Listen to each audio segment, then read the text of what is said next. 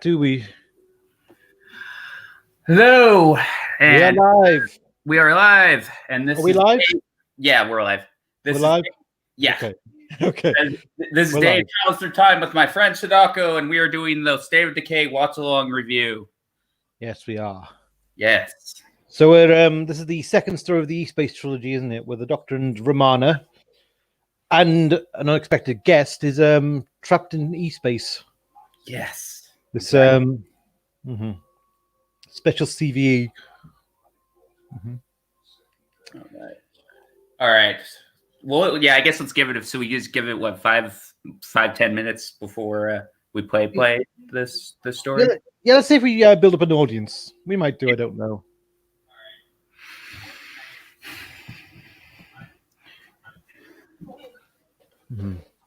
Let's see. I mean, I could send the link. I don't know if Charlotte's online. I could try and send the link to her. Well, just ask how she's doing and see if she's busy or not. Yeah. Okay.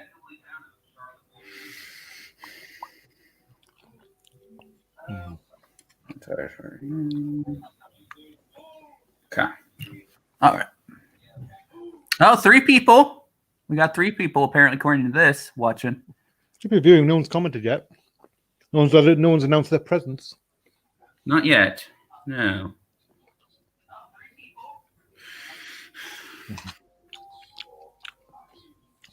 Don't mind me. I'm just having some macaroni cheese. Well, that's all good. Yeah. No worries. Yeah, eat. It's supposed to be bad form to eat on the stream, but never mind. I'm hungry. Yeah. And it goes off tomorrow, so I'm eating it now. Yeah.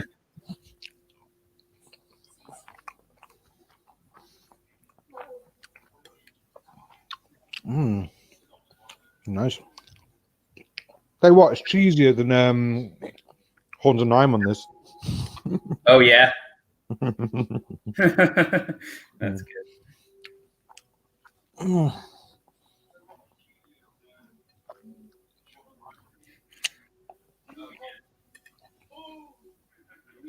Oh, it says the rabbi's online right now. Huh.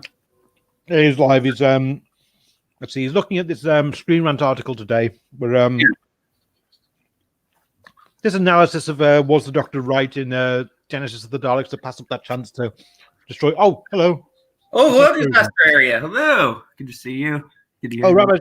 Rabbi's just finished streaming, so they made our competition for now. Yeah.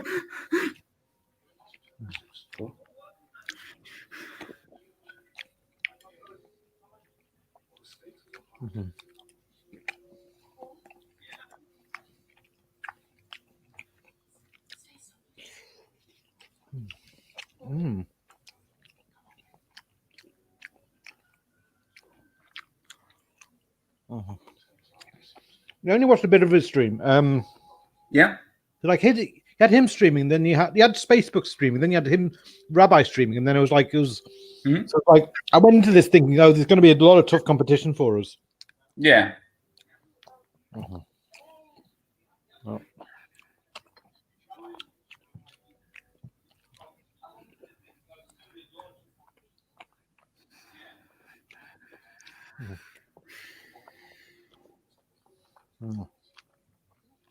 Oh, by the way, not this Saturday. The Saturday after next, me and I'm going to be on Blue Bonnet's channel. We're going to be discussing. We'll be doing a retrospective of writers. We've done Malcolm Hulk and Eric Sayward. Yeah, that's awesome. Yeah, I enjoyed I saw all the Eric Sayward and I saw some of the Hulk. Yeah, I really enjoyed those. We had a lot of fun doing them. I think we've done what we've done there is just a notch above.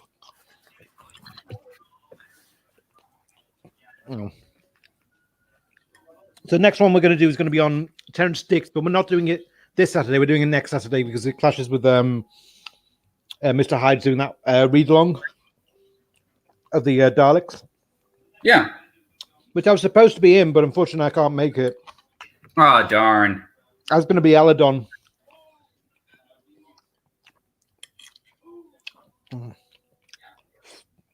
bit of a dream role for me, that. That would be awesome, yeah.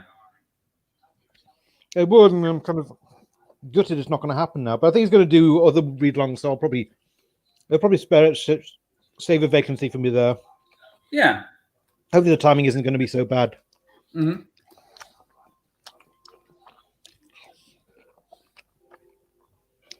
Funny that, because I usually have like most days I've got free time to do anything. Yeah. So usually I tell people I'm available anywhere, and then like they say, okay, we'll book you in for this, and then you forget. Yeah. Because you got so much free time, you think you've got free time all the time. Right. Mm-hmm. Mm. Mm.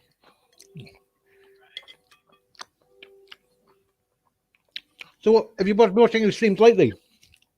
I saw the Eric Saywood one. I think that was my latest one. And oh wait, I've been in a few of the. Oh, I was in the Dalek Invasion Earth. I was chatting in the chat with people in that stream. Did you watch? Did you watch the film again? Yeah, I think it's. I would need to get the Blu-ray one. Mm. Yeah, I heard the Blu-ray one's going to be very good quality. Yeah. So, like a lot of people saying, get it if you can. Yeah. Yeah, before it gets crazy expensive and rare. Yeah. Well, I mean, it's just it's like even if you got the current version, get the new one as well because the new version's a notch above. True. Yeah, that's another point. Yeah. Mm. Mm-hmm. And I remember we were talking about, another thing I'd like to see if they could do it in Doctor Who. Remember how the Time Lords they had that telekinetic kind of mind ability in the war games? What do you mean? Where they compel people to speak in that? Yeah, and then remember they could like erase, people from existence. Like remember the warlords? They had the technology to do that. Yes, yeah, they did. I'd quite like to see something like that again. Yeah. By the time those turn villains again, you mean? Yeah. That'd be good.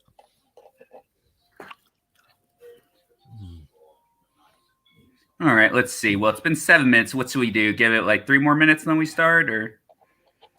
We should do. Have you got any replies on Facebook? Yeah, Charlotte said she's talking with Daniel, but she'll pop up in a bit in the chat. Cool. Excellent, cool. Yeah. Is Noel doing a stream tonight? I think he is. He has been streaming a lot lately, hasn't he? He's there was one he definitely want. Oh yeah, I really want to see his Friday one because there's going to be quite a few interesting guests on that one. Ooh, cool.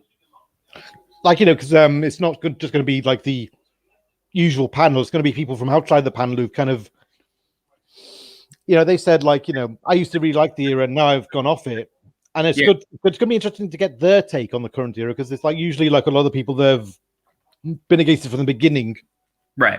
So it's it's different experience, if you know what I mean. Sure. Yeah.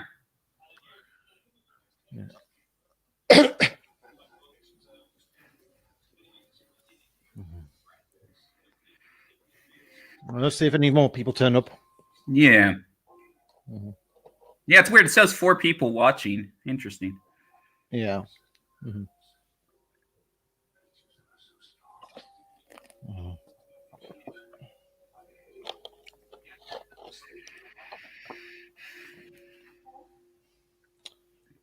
But I did tell you I made a mistake of watching a bit of Series 11 last night.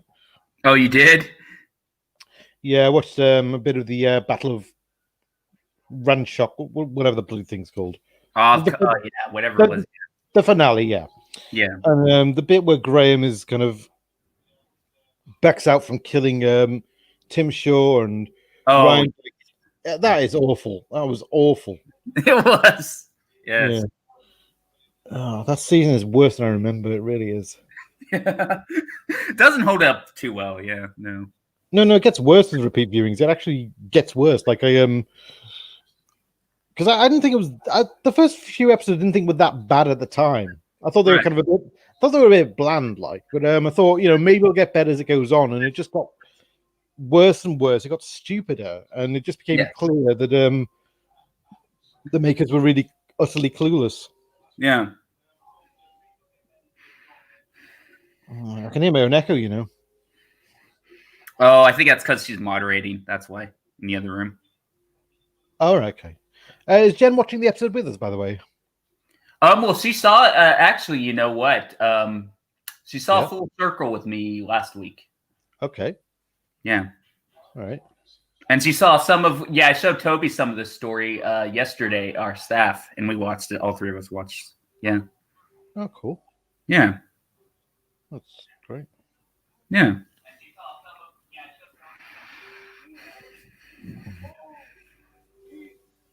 So, disaster area. You got your disc ready, or you just? That's the thing. We can never tell, are people actually watching along with us, or they're just watching us watching for our commentary. Yeah. Yeah. I think commentary. I'm wondering, like last time, how many people were watching with us, or how many were just watching us? Yeah, good question. Good question.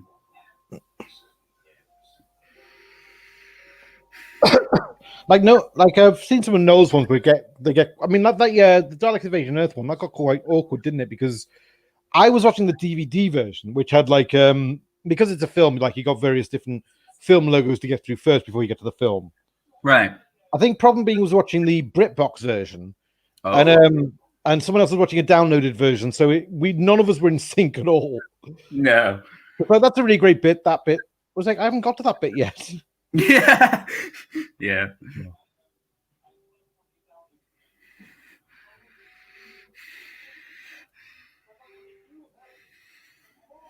I think we've let's see, we're 11 minutes in now.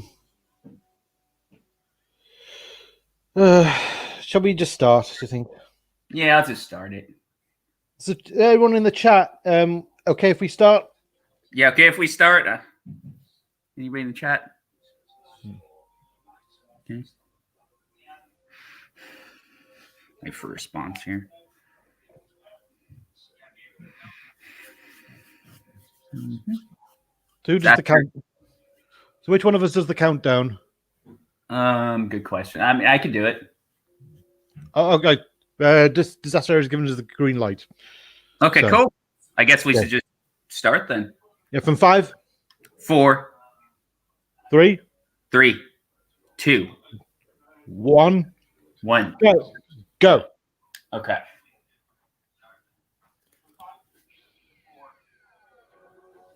All right.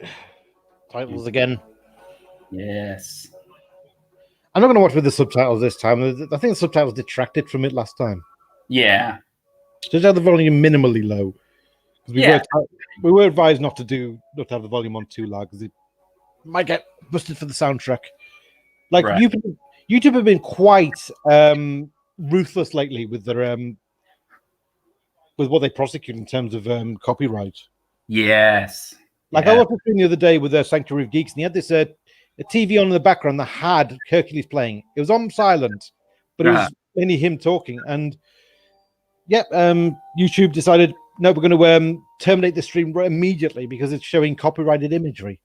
Oh man, that's rough. Yeah, it was ridiculous. It was so petty. Yeah. Anyhow. Yeah. Anyhow. Speaking of ruthless, blood-sucking authoritarians. Yeah. The vampires.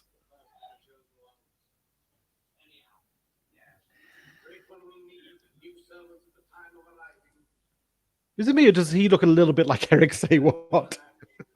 A little bit, yeah. He does, yeah.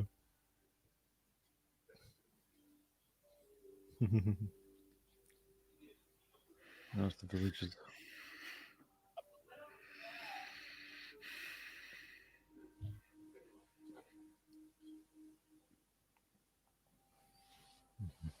It's almost to the return of like Hinchcliffe, kind of, more gothic, isn't it? A little bit.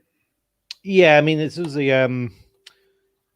this does actually feel like I've always said this. This feels like finally getting the missing piece of the Hinchcliffe era back. Yeah, feels like this is how. If we'd had another season of Hinchcliffe, we should have got this story, and we got it in the end finally because J&T finally. I think when he was making the show, like Christopher Bidmead, well, both of them between them had kind of just been really ruthless about, look, we don't want this script. We don't want, too many of these silly Douglas Adams scripts have been commissioned. Yeah. I think they kind of just threw so many in out that they decided, oh no, we've hardly got any scripts. We're going to have to go back in the reject bin to find some old scripts, and they found this one.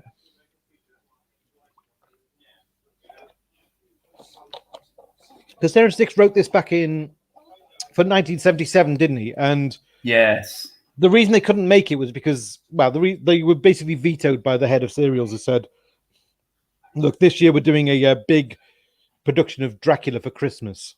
And they didn't want Doctor Who to do something that was too similar to it. So they said, look, you're going to have to scrap this one and do something else. So that's how that's how Terrence Dicks ended up writing Horror Fang Rock instead. Ah, interesting. Which is actually a nice bit of serendipity, because I think Horror Fang Rock is probably one of Terrence Dicks' best stories. It is. Yes, it is. And if not for that, it probably wouldn't have happened. No, wow. Have you seen the 1977 Dracula, by the way? The documentary? No. No, it's not a documentary. It's it was actually an adaptation of the book. No, I'd like to, though. Oh, you see it if you can. It's got Louis Jourdan plays Dracula. He's very good in the role. He's nice. You probably recognize him from he was in one of the 80s James Bond films, wasn't he? Yes, Octopussy. That's right. Yes. Yeah. Mm-hmm. I quite like that outfit that Romana has there. Yeah. It's a man suit, but she wears it well. Yeah. Well, no, it's like probably a hiking outfit, isn't it? Yes.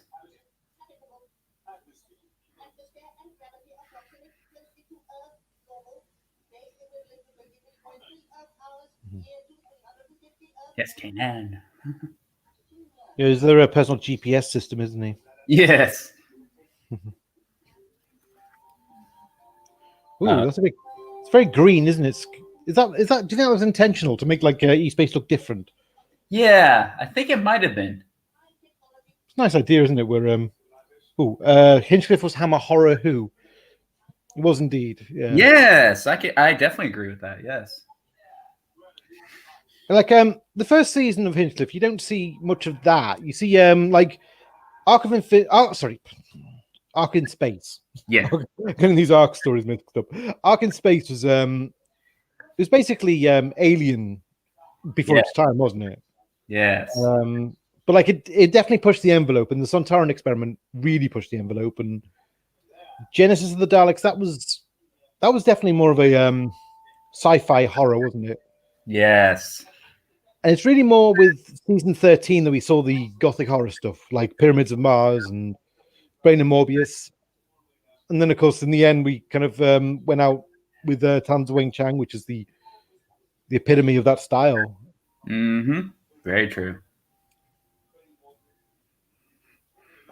And that was kind of the high watermark, wasn't it? It was like the show was really that. Yeah, the quality was really, really good. Yes. Masterful, wasn't it? Yes. Mm-hmm. Yep, staying on guard. Got to stay on guard, K9. Yes. You love doing that. Yeah. Oh, Adric. There he is. There's trouble. Yes. There's no way he's going to sneak past K9, is there? No way. Kanan's got eyes at the back of his head. Yes.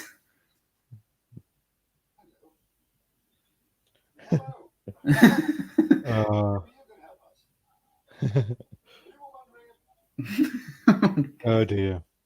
I love Romana's line. Okay. Strong. That's good. They should never got rid of Romana, I don't think. She was real cut above companion, I think. She was always, and she was very easy on the eye as well. Yeah, that's true. That's true.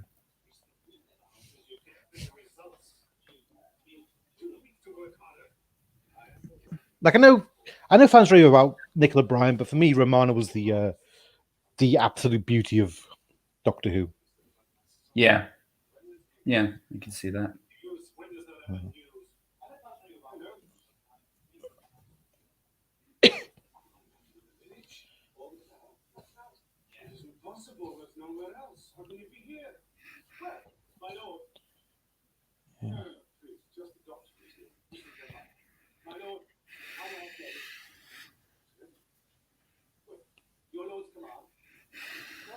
I mean, for me, this is the best story of the season. It's the one that's, I think, gets the balance most right between the old and new, I think. It does. Mm-hmm.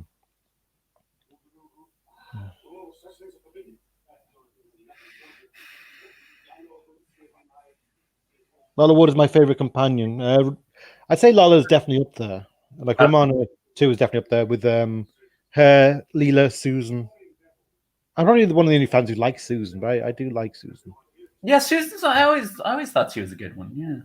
Yeah. It was a shame they never brought her back for the 50th. No, that was a missed opportunity. They probably should have brought Lala back for the 50th as well. They could have had her be president of Gallifrey. Yeah, there we go. That would have been perfect. Yeah. It would have, yeah, because if you had both of them together, like you would have had like a nice, they would have represented the beginning and the Tom Baker era well. Yeah. So it would have felt like a more of an anniversary piece, I think. I agree. Wasting.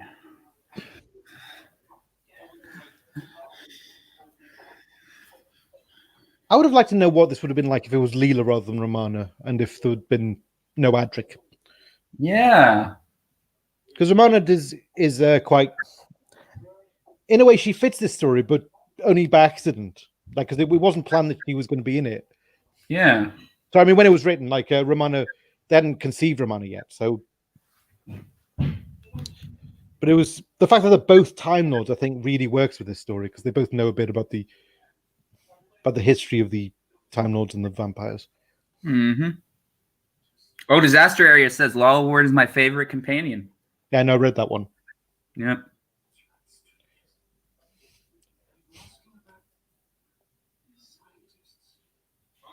Mm-hmm. Oh, he's going to try braving K9. That dog's going to get him. Yeah.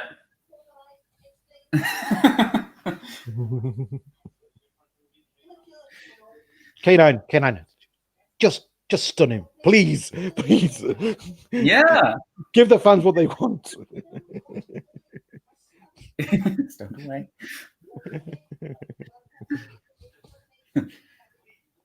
Yeah, Tom had the best companions until Adric, yes. Yeah. That is true.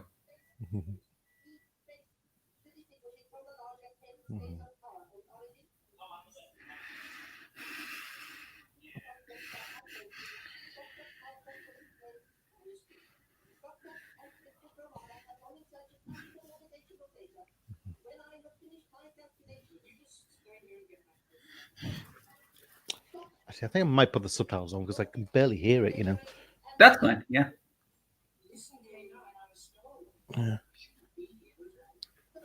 Nope, that wasn't it.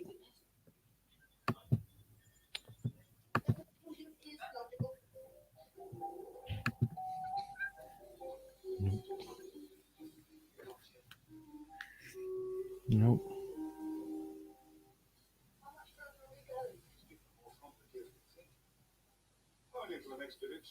Oh.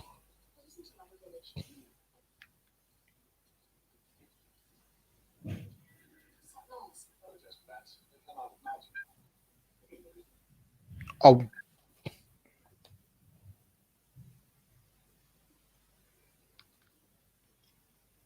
Oh dear.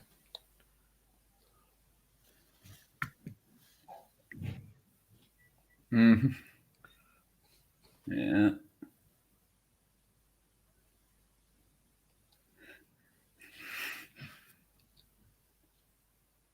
Oh dear.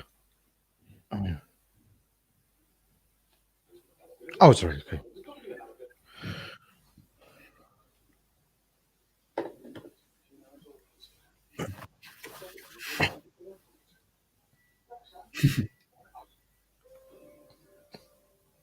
Mm-hmm. Oh, yes.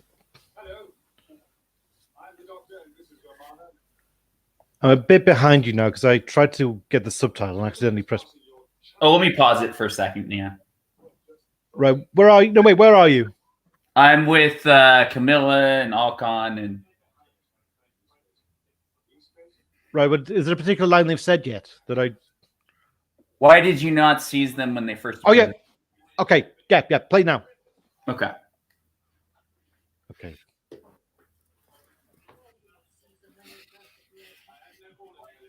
Oh, I'm still a bit behind you because she's only just said it. I realise now. I'm at Forgive Me right now. Right. Okay.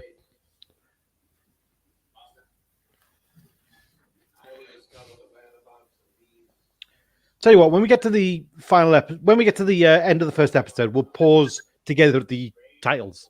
That sounds good. Yes. Yeah.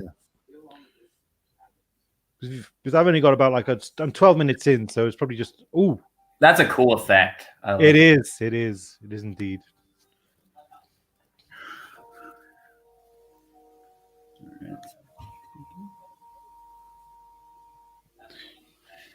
This feels like this could have been a really cool Doctor Who movie, I think.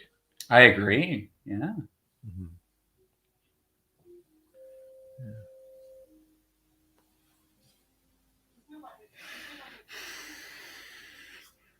So they're being taken underground to the resistance, the rebels. Yes. Oh, hello, Daniel. Daniel's in the chat. Oh, hello, Daniel. Good to see you in the chat. Hmm. Yes.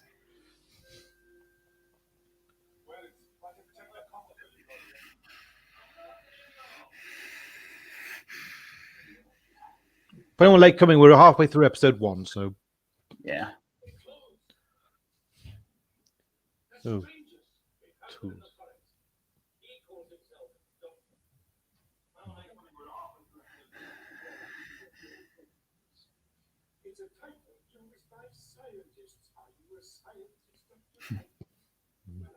That one of it. Yeah. Yeah. Mm-hmm.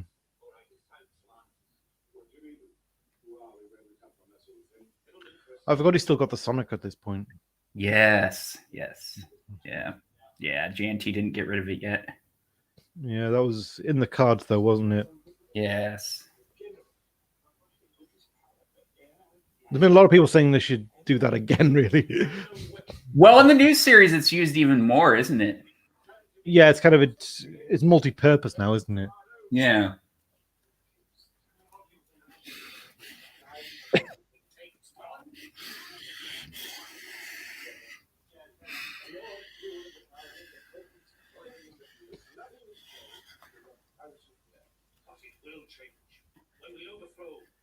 You're right. Mm-hmm. Yeah. You're right. You just sound a bit exerted. Oh no, it's just exciting. The story, I quite like it. Yeah. Mm-hmm. Mm-hmm. Steen.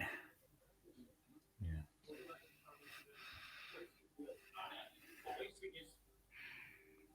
Oh, Daniel's like, you might want to turn down the audio a tad in case of copyright. Oh, right. Okay, I'll do that now. Okay, it's down to 15 now. Yeah. Good point, though. Thanks, Daniel. But I knew how to turn on the subtitles without pausing the whole bloody thing. Should have thought about this in advance, really. But we know with the ball's rolling. In fact, you know, we'll carry on. I think we're mostly in sync, aren't we? Yeah, I think so. So I think we'll be.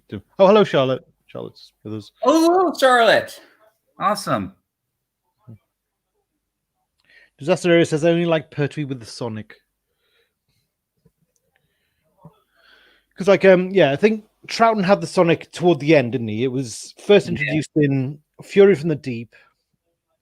I don't remember what other episode he used it in. I do know that it was used in the War Games. I'm not sure what else if it was. I'd need to see more of his era, really. Again. Yeah.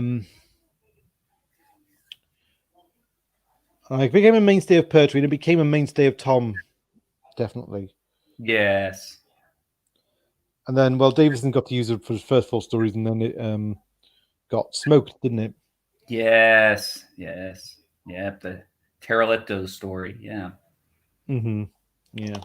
That was the story I had to cover on Blue Bonnet stream, by the way. Oh, the Visitation, nice. Mm-hmm. I think for this next stream we're going to do away with the idea of assigned stories. We're just going to kind of we all cover the story together, and whoever's got the most to say gets to say. Really cool. Okay. Because with Terrence Dicks, like he's done like he's so prolific. He's done like he's done about 6 or 7 TV stories, hasn't he? And he's done about several stage plays, several novels. Yeah. Yes. And so look, it's like, and there's only 4 of us on the panel. I mean, it does seem at the moment to be a fixed panel. I mean, I was wondering if maybe it was because, like, with the honor stream, like we branched it out and we had like the people come and go. Like I'd appear on a few of them and I'd kind of step out and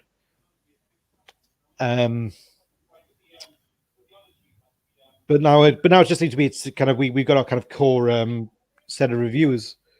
Yeah. You know, it's tough to be a part of. You know, it's like. Yeah.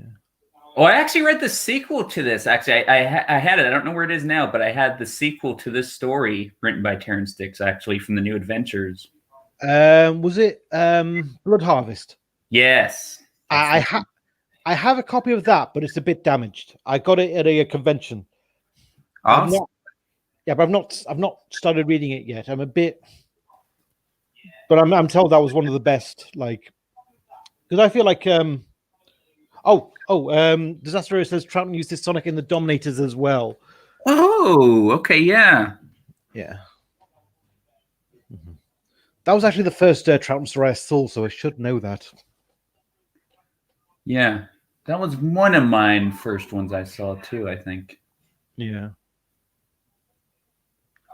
You know, I'll never forget that one because you got the you got the Dominators kind of with the Quarks who are basically using the kind of signals to taunt the Doctor. You know, they kind of can electroshock the Doctor's hand several times.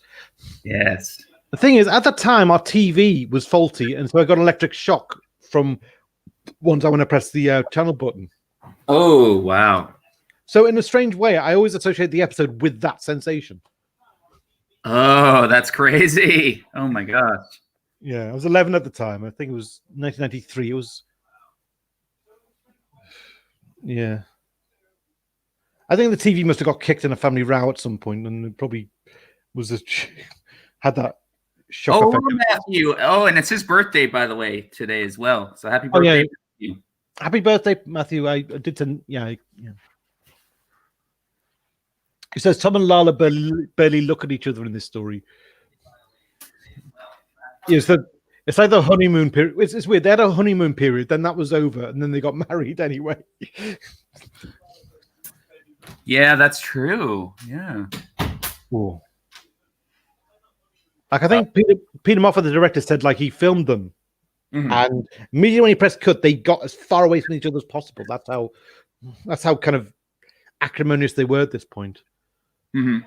I think it was slowly over the course of the story they managed to work something out. I think because Tom was quite ill as well. Yes, yeah, his health was kind of on the down, wasn't it, at this point? Yeah, and towards like by Logopolis, you can really see it. Yeah, it looks. Oh.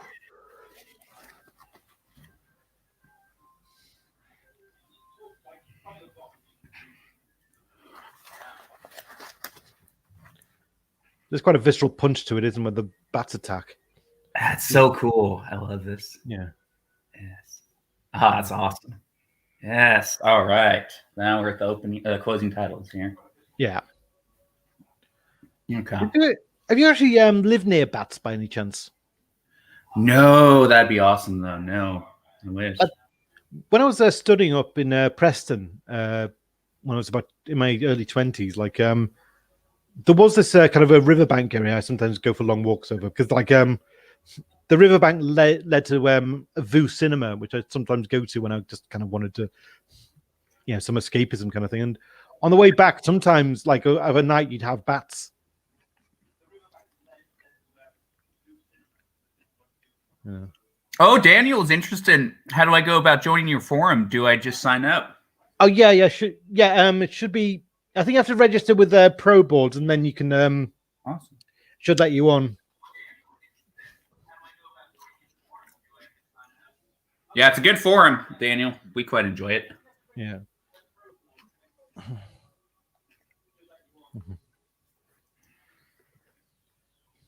All right, so should I just pause it at the closing? No, let's carry on. Let's carry on. Okay. Yeah.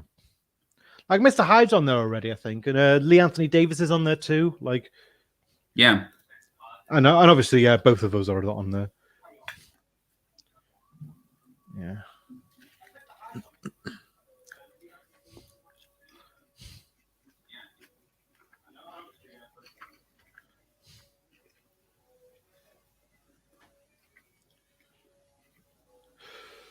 Okay. State of Decay. My turn sticks. Did that think? let's see. Oh, I'm right at the opening now. Oh yeah, I am now. Yeah. Okay. Oh, you're watching the Blu-ray version, aren't you? Yeah. Disaster Area wants to know if they have they redone any of the effects on the Blu-ray? Not on this one, no. Okay. No, they haven't redone the effects for this one. They did on Talons, didn't they? They redesigned. They did a CGI rat, didn't they? Yes. But it's there for people who want it. I personally was fine with the rat the way it was. Yeah. Ooh.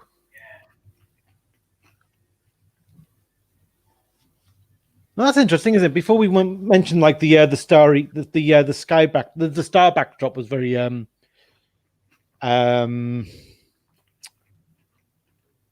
what was it? Yeah, the when we saw the TARDIS flying through space, the space looked very kind of like a green backdrop rather than a black void. Yeah. As it gets darker, the sky is greener. So it makes you think, doesn't it?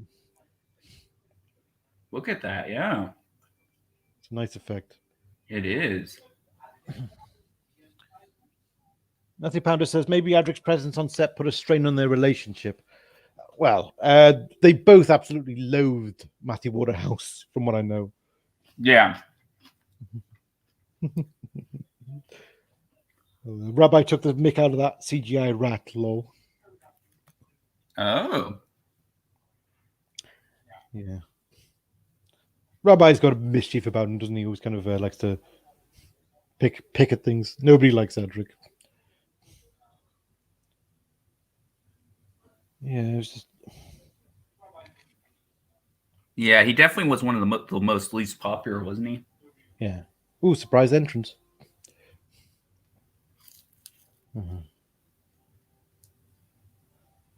I think actually the reason why Tom and Lala weren't getting on was mainly to do with the aftermath of season 17. They'd blossomed into a kind of romantic, they'd had their romance in City of Death. Right.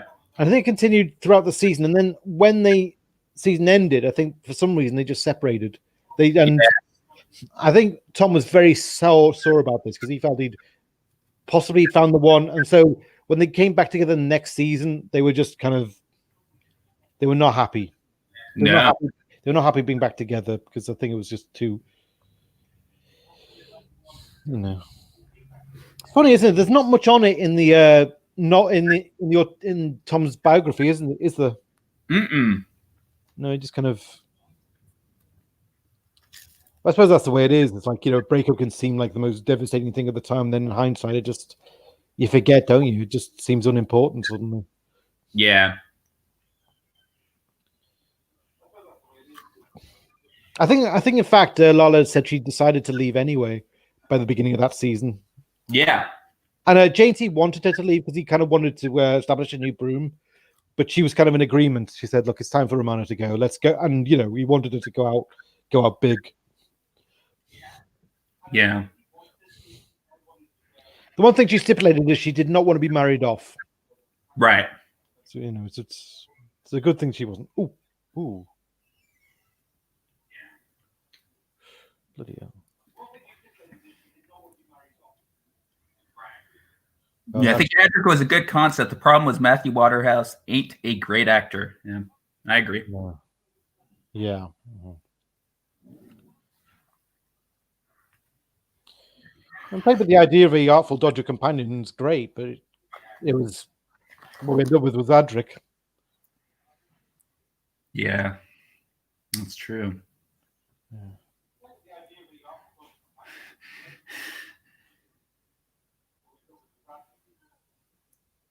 That's because they're vampires. Mm-hmm. Ramona's instincts are telling her to beware, aren't they? Yeah.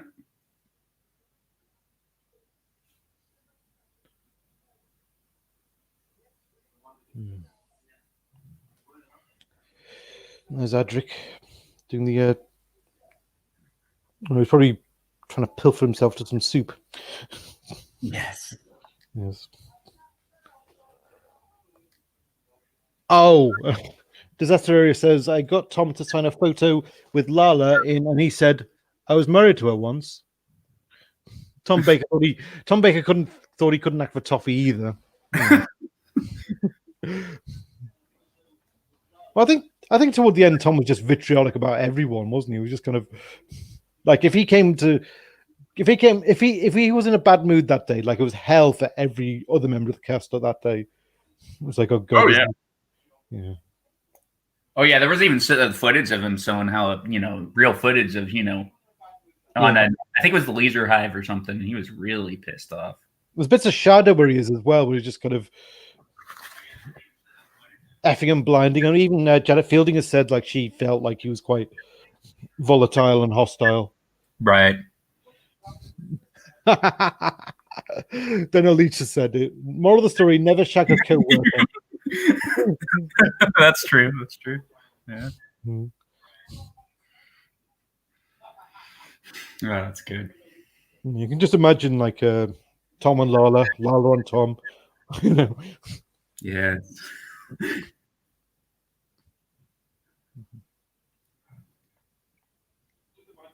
You have been chosen. Yes. She split up with Richard Dawkins in the end as well, didn't she? They divorced in the end, didn't they? I think they did. Yeah.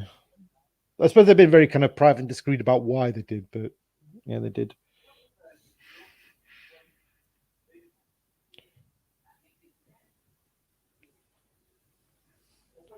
He's the most interesting of the vampires all con, I feel like. Yeah, well, he's the he's the one who kind of coordinates and mediates with the village, isn't he? Yeah. Decides which prey is best to bring for the feast. A lot of people on set had no idea they were an item, Matthew says. Hmm.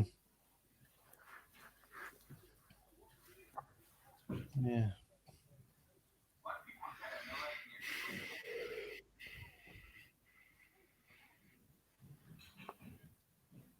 Mm-hmm.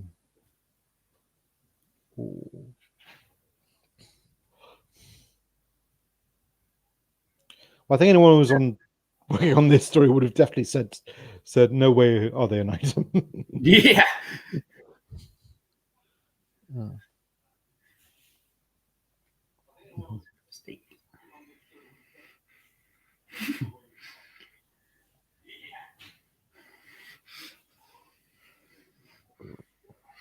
Ah.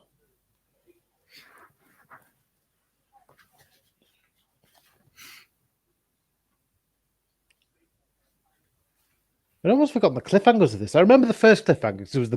It was like that was a big one with the bats in the outdoor. Yeah. I vaguely know the cliffhangers that we get next, but I can't remember what order they're in.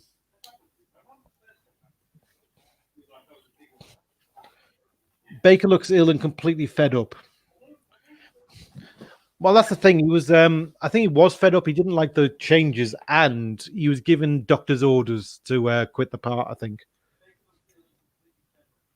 because he'd been doing a lot of like it was just common at the time that if you work in the BBC, there was a bar everyone went to, so he was big on the drinking scene kind of thing. Yeah, he was. Yes, and I think toward the end, like his doctor said, "Look, you were drinking too much. You're working too hard. If you don't give this up, it's going to kill you in a year." And so I think he decided in the end he had to resign, and Jane T accepted. Yeah. Yes. That's what happened.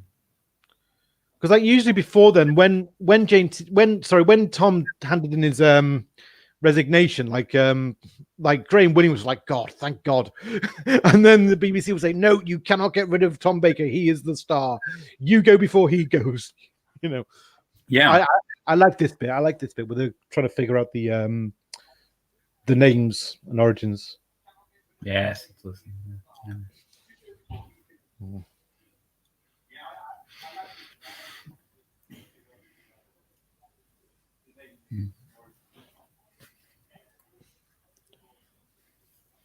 Mm-hmm. Good advice. He's still with us. Yes. I know. That is. I met him back in 2014, you know. Yeah, you were telling me. That was quite an experience, huh? Yeah. It's definitely like one to cross off the bucket list of life that I've met Tom Baker, and he was good enough to give me a jelly baby, and he was saying he wasn't keen on this season. He feels like he should have left a year earlier, actually. He felt like he wanted to do some kind of nice eccentric things with the show, and he felt like after that I was just far too controlling, and you know, they tried to make it more of a professional thing, and he just wasn't into that. He wanted wild eccentricity. He wanted kind of unbridled free form. Yeah. I mean, he is really very talented at that free form, isn't he? He is, yeah.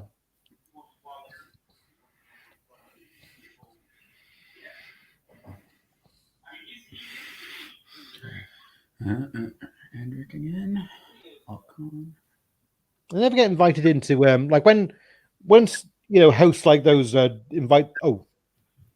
they get invited in by guests or hosts, it never goes well, does it? There's always a dark secret. There's always a kind of a pernicious plan beneath the hosts, aren't there? Yes.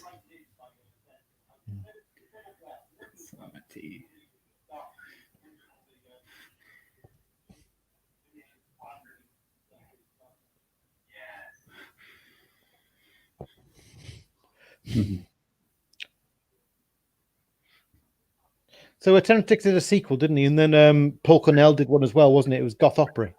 Yes, he did do one. Paul Cornell, yes. Goth Opera. Yeah, that was the Davison one, I think. Yeah.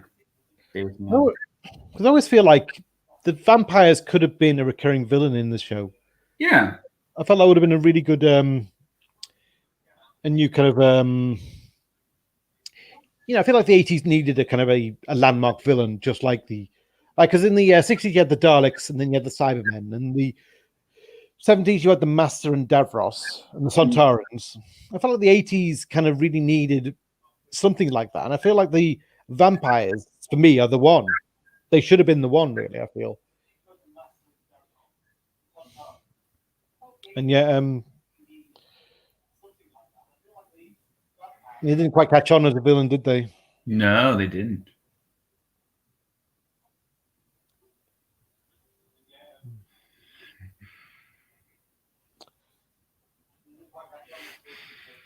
People do lose a lot of weight when they pack up the booze up. Same happened with John Le Miseria.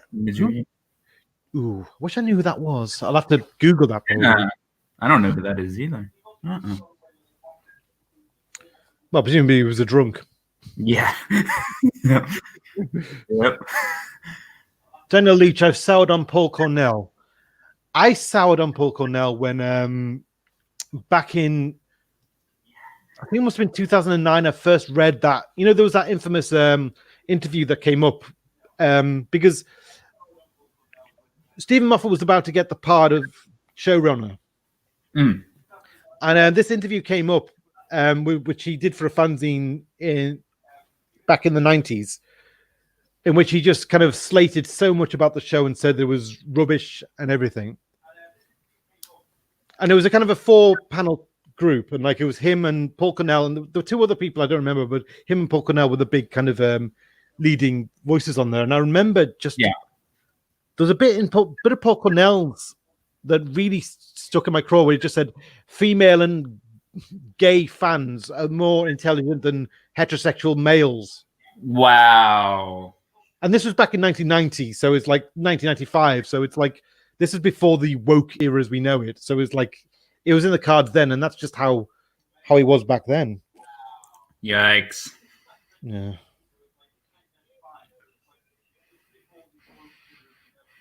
And the thing is, I'd liked Father's Day. I liked. I never read the NAs at all. Didn't never bothered with them. They were kind of. But I tried Transit once. Didn't get far into it. Yeah. So I mean, I feel like the NAs, they were very much, they were for the more adult fans, and the children got left behind. And I feel like I was one of the children who got left behind. Yeah. So I never really bought the hype of him as one of the NA writers, because he was I imagine he was like a cut above, but that's probably not saying much. Yeah. From what I've read of him. I wouldn't say he's better than, say, a Terrence Dix or somebody, Paul Cornell. Yeah. Oh no. I mean, like I said, I did like Father's Day, and I think when I watched that, I got the hype. I got what was his gift kind of thing. And then I got why everyone raved about him. And then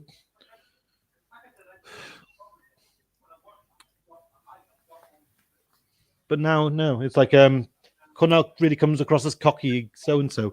He absolutely does. He really does. Yeah. And I think because I know he caused a huge I know like the big beef most people have with him is the fact that he during the watchalongs, I think he blocked huge numbers of fans. Yeah. And that's when Noel decided he was going to do his own watchalongs to kind of because he said I think that might have been it. That's the that I came late, so that's the impression I got. It might have been the other way around. It might have been that Noel was already doing the watchalongs, but I feel like in a way by Cornell doing that, in some ways it was good for the fans because it meant that we could kind of finally do fandom our own way, separate from the elite. Yeah. Because I mean, I've always found Cornell and them to be an elitist bunch. Yeah, I agree. Very sanctimonious. They seem to kind of want to tell us the right way to think as fans, and I just yeah. And if you don't agree, you're in the wrong. And yeah. Well, yeah, they've got this kind of inbuilt snobbery, don't they, about fans who aren't part of their circle. Yeah. And it's magnified by the whole idea that that they have this whole thing about wanting to manage the image of fandom, and they're very, very quick to say, oh, they're the ones who are embarrassing our image kind of thing. Yes. Arseholes. Sort of. Yeah. I agree. Mm-hmm. Ooh. Yep.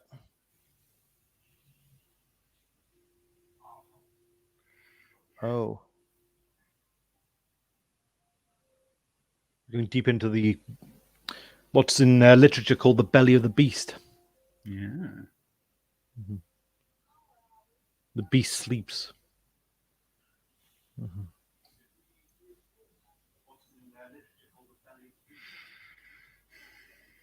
I have to say, Peter Moffat directs this. This is probably his best directed story, isn't it? Yeah, I have to agree. Because he's directed quite a few. He's directed this, The Visitation, Mordor Undead, The Five Doctors. Did he direct something in season 21? Oh, yeah, he did. He directed The Twin Dilemma, didn't he? Which. Oh, gosh, yes. Yes, he did.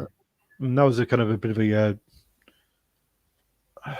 Yeah. And then finally, The Two Doctors was the last one he directed. Yeah. It's like of all of them, this one is the best. This is one that showed he should have been kind of one of the greats. But I think I said this. I feel like he excels when he's doing kind of historical or vampire horror kind of thing. Yeah, that's what he excels in. I feel like when it's the more sci-fi stuff, maybe not so much. Oh, they found something. Mm-hmm.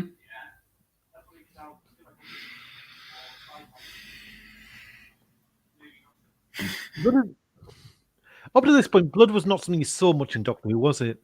No, not really. No. He jumped on me too.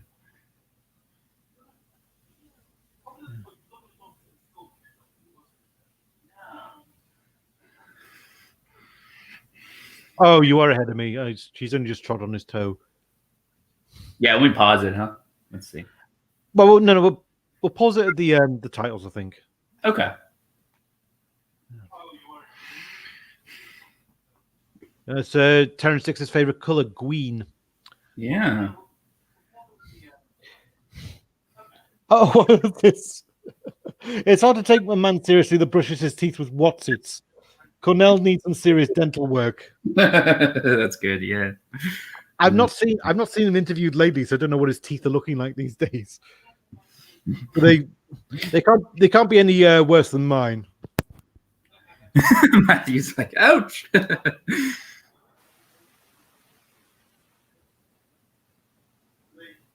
That's a good one, Danny. I like that.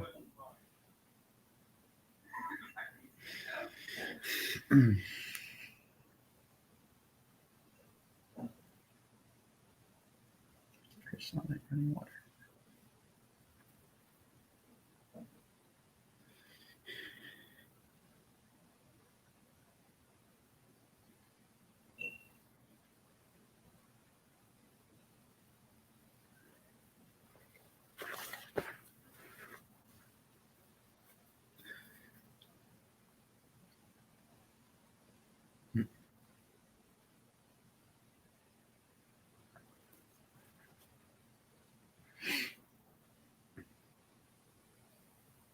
Mm-hmm.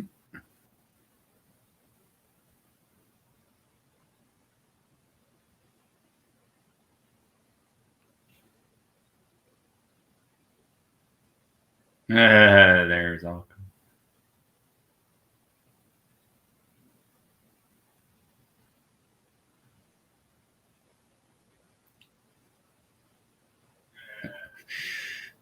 Nice.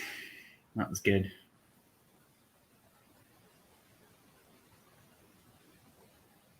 Good cliffhanger.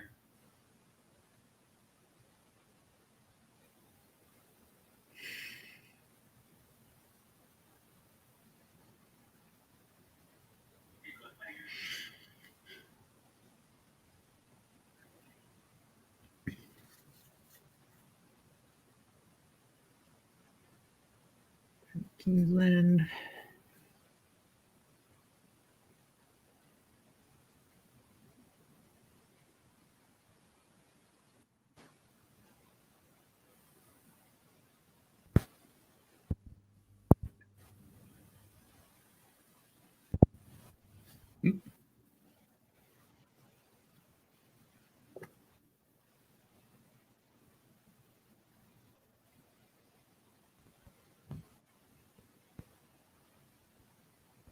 Technical issues here.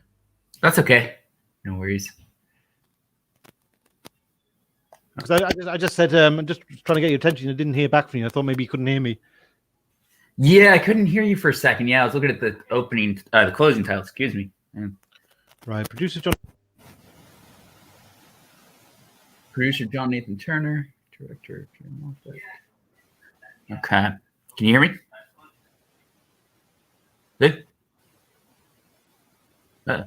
Yeah, technical difficulties. Good. Doctor. Good. Technical. Private chat here.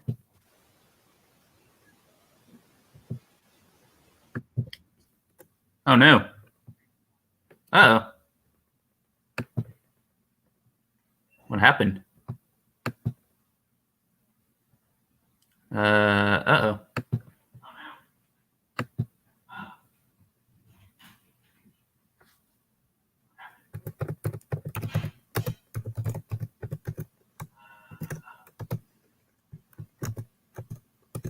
Okay, there he is. There he is. Okay. Okay. Put you back in here. Oh, there you are. Can you hear me, Viv? Viv? Can you hear me now? Yeah, I can hear you now. Good. All right. Whew. Oh, maybe it's just, you know what? I think maybe my microphone wasn't plugged in properly. Okay. Have you paused to the at the end of episode 2? Yeah, I'm at director Peter Moffat. Yeah. Oh, I'm at the bit where it's gone to white. Okay. Okay, I'm at white now. Okay, let's press play then. Okay. Now. Okay. There we go. All right, cool. Now we're back. No more technical difficulties. Awesome. Yeah. Where's he gone? Oh, I'm back. I just thought maybe if I logged out and then came back in, maybe it would clear up the audio issues. Can you hear me? Yeah, I can hear you. Okay, cool. Good. All right.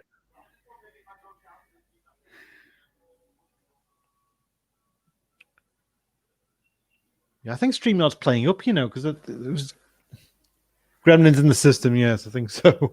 Yes, yeah, exactly. Yeah. Gremlins in the system. It's not even past midnight, though.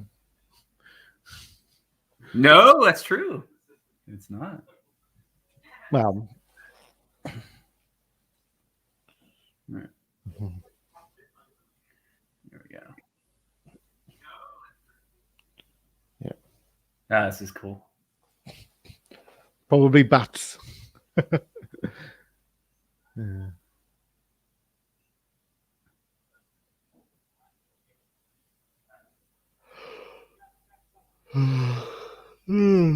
Let me.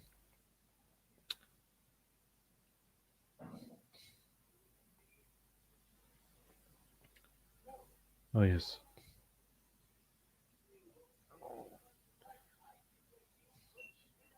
Would you say this is your favorite of season 18, or would you pick another favorite? This would be definitely in my top 2 for sure. Yeah. Yeah. Would it be right that Warriors Gate is the other one? I think so, yeah. Yeah. I'm been looking for that actually. I can't seem to find it on the shelf. Which is odd because I got the did get the entire Respace trilogy, but it seems to have mislaid Warriors Gate. But I can get access to a version of it. But Okay.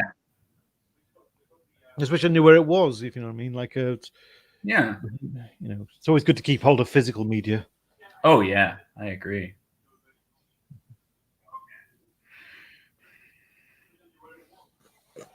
Science Officer O'Connor. I can remember one time we were watching The Chase, and I think I downloaded a copy, and I think Bolstrek had. Yeah. Yes, and says State Decay is one of the stronger outings of season 18. That's true. Yeah, I think it is definitely. If you're not a fan of the season, this is probably the closest to a good story you find in there that feels like the old times again. Yeah, like I said, we were doing the Chase. Like I think Bolstrek had downloaded an edited version where they cut out the entire Beatles segment. So, it's in. Oh wait, no, I think I did. Oh. Oh yeah, I did. I missed an entire segment.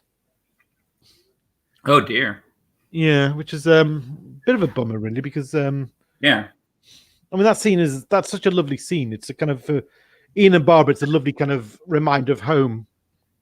Oh yes, I know what scene you're talking about. Yes, that is a good one. Yeah. But it meant like quite a few of us weren't in sync anymore because there was like basically a whole 10 minutes missing from the episode. They never used that time-space visualizer after, did they? No, they only used it for that story, I think. Yeah. It's odd, really. You think it'd come in useful, wouldn't you? Yeah. Oh, look at that. That's cool. Mm-hmm. The eyes. Yes. And nice. 1 liter to oh, super strength. Yes, it was. It's brilliant.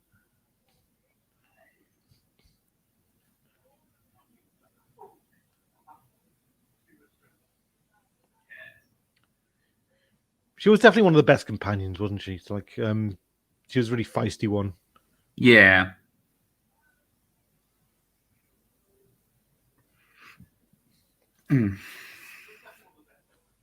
Oh, yeah.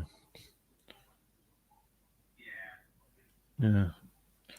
I think Matthew Pound is saying we've got some competition at the moment because there's another stream on that. Oh, that's on. Okay, yeah. Oh, yeah. Oh, yeah, I remember now, yeah. Mm-hmm.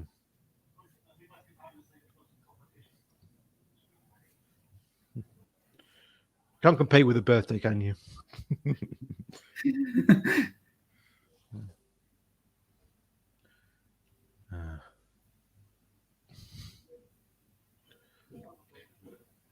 I bind thee in holy matrimony. It's like, no way. It'll never happen. It's like, if it does, it'll be short lived. Yes. Which it was. It was. Yes. I shouldn't joke about that. It's probably it's quite sad, isn't it, when you think Yeah. looks like the perfect couple and they're not, end up not being the perfect couple. Yeah, you're right. Yes. Oh, I think AZ and Gary are live as well right now. Oh, those are some bigger ones. Yeah. Is that a Nerdrotic Gary? Yes, I think so. And AZ, yeah. Who's AZ? Baby face, or yeah. Oh, him. Yeah, he's a big one as well. Yeah. There's no way we can compete with them, is there? No, they're just so big. No way. Mm-hmm. Mm-hmm.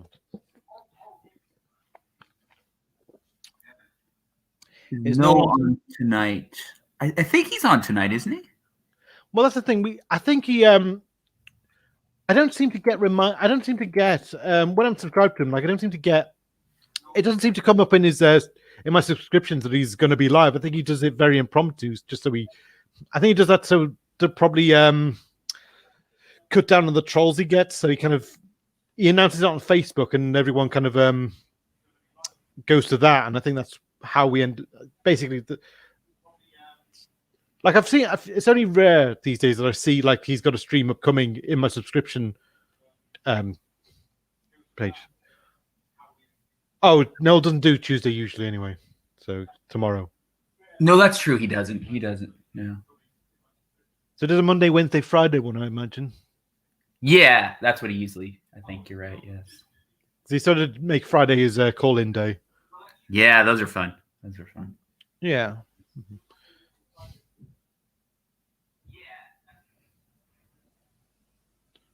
You stream with him, haven't you? Yeah, I've streamed with him a couple times. Yes. Yeah. Mm.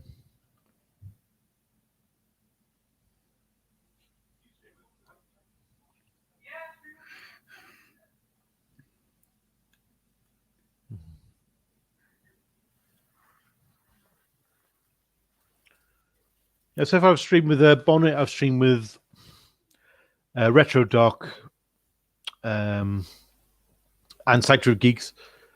I've streamed with Bonnet's other half, Jason. He sometimes does a music stream, and that actually before I went on Bonnet's Doctor Who stream, I went on that stream, and we talked a little bit about the 80s music scene, and oh, that's fun. Nice. Yeah, I felt like I was a bit of a spare part there because I didn't know much about the rock scene, which they did because I think they kind of lived it. Yeah. But I did. Someone in the chat mentioned Stock Aitken and Wortman, and they're a very British thing. And I think it wasn't so much if you're in America, you didn't quite know what Stock Aitken and Wortman were, but they were one of those record companies that was kind of almost more notorious than the bands they managed. Kind of thing. Okay. Yeah. Oh, this is the bit where Romanos. Those useful Time Lord records. Yeah, this is good. Yeah.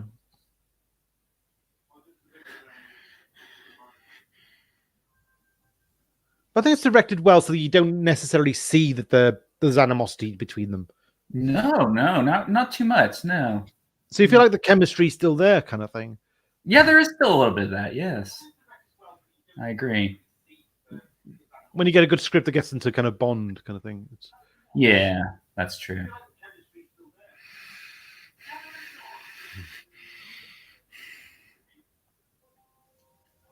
Ooh. Yes.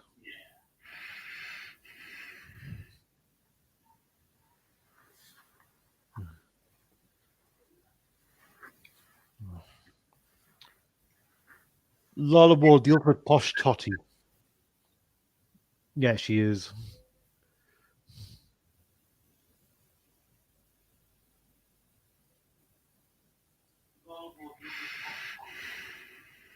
I've still not met her, not met Lola Ward yet. No, you haven't? No. Like, I think there was, like, I sometimes keep an eye on there's this website that lists upcoming appearances of Doctor Who stars, and like, it lists all of them. Like, even someone who had a bit part in Miracle Day will tell you when they're going to be appearing. Yeah. It's very comprehensive. I need to keep an eye on it more often. I think I probably should actually put it up on the forum as well, just in case anyone else is looking to meet the stars. Yeah.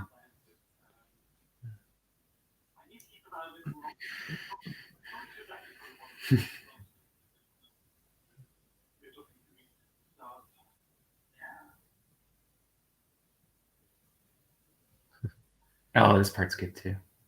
Yeah. Awesome. Oh, yes. Oh, dear.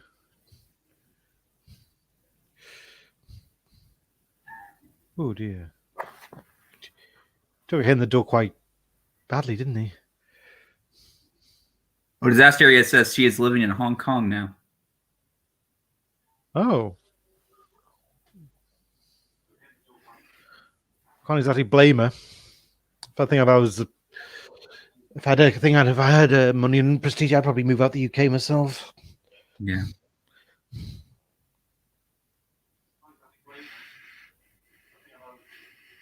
Wonder if she's experimenting in Buddhism, maybe. Yeah, I was hearing something about that, I think. Yeah. Okay.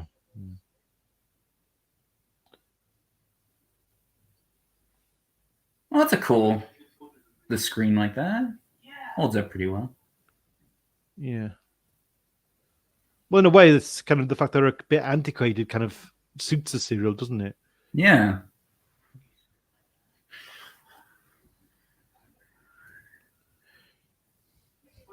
me love a long time. Oh, Daniel says I have some big plans for next year. More will be revealed for my channel plans next year at a later date. Yes. Okay, very good. Awesome, Daniel. Yeah. I'll definitely look out for that because I mean I really enjoyed I really enjoyed Daniel's Sarah Jane Smith retrospective. That was a really good one. Yeah.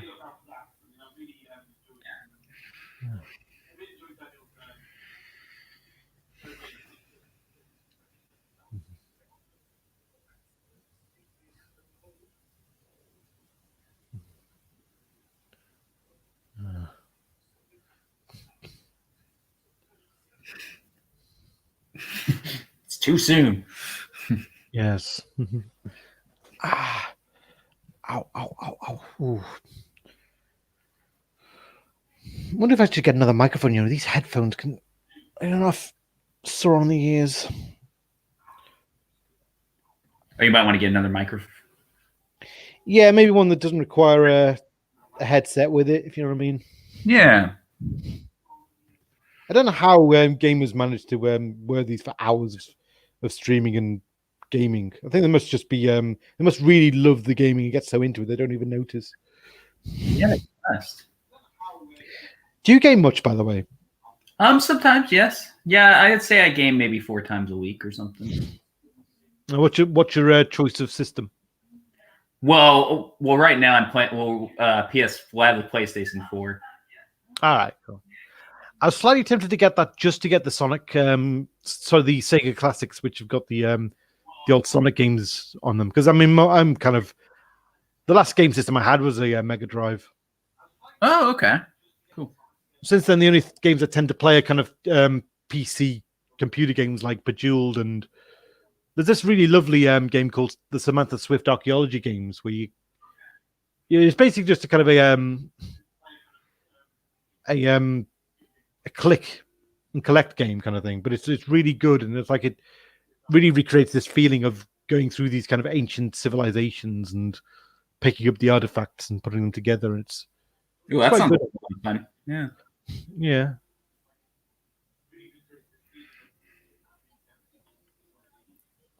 I was going to get the information now about the directive every Time Lord must obey when they confront a threat like the vampires. Yes. They could have done a spin-off about that, couldn't they? Like a prequel series of Rassilon's war against the vampires. That would be fun. I that would be good. Indeed. I don't know, like you said, there's been so many spin-offs that they could have done, you know? Yeah, that's a big one. Jago and Lightfoot's another Yes. Dalek spin-off. Oh, I like this bit. I like this bit. Yes, here we go. Yeah.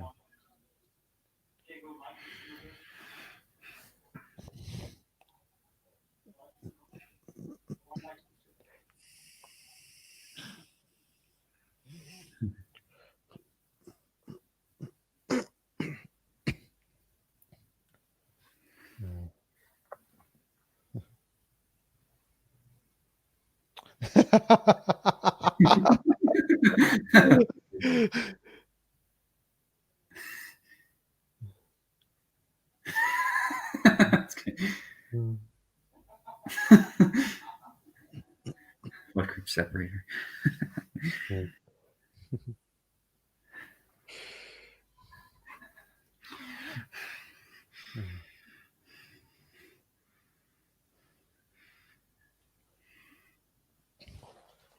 I'll be to Florida if I had the cash. It's an ambition to go back to Florida. I see.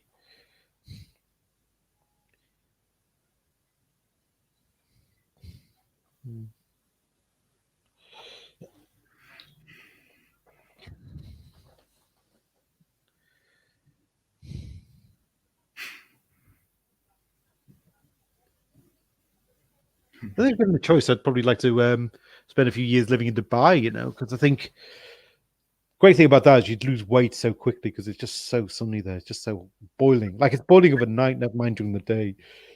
Yeah, it is over there. Yes. Yeah. I watched a documentary actually where they had to it showed that they have to actually dig into the underground rivers and they have to keep pumping the moisture from the rivers up into the high-rise building just so that people don't dehydrate in there. Oh, wow. Yeah. They did some very impressive development there.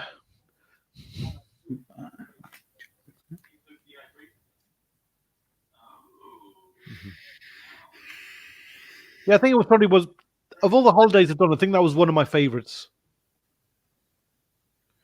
Oh, what's holiday? Dubai. Oh, yeah. It's in the United Arab Emirates. In fact, it's where they use the sand dunes to film Planet of the Dead. Oh, yes. Yes, that. Yes.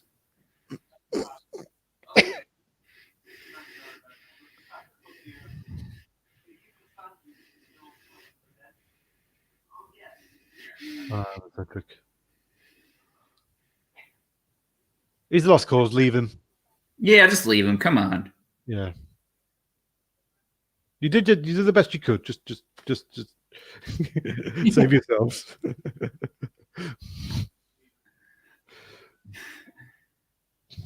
Hmm.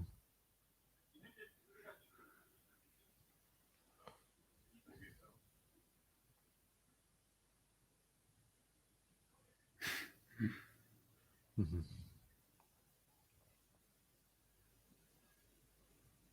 Here it comes.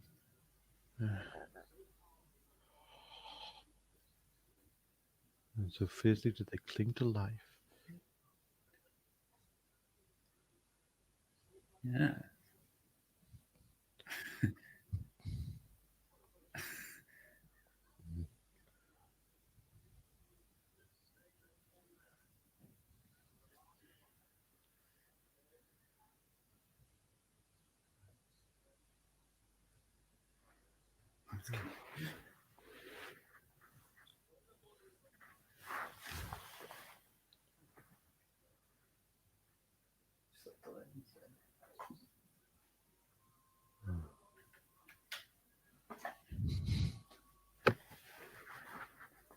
Will no one evolve?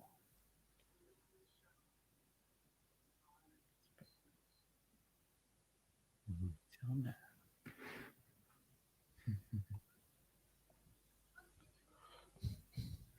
I had the feeling Tom must have really liked this script. He must have thought this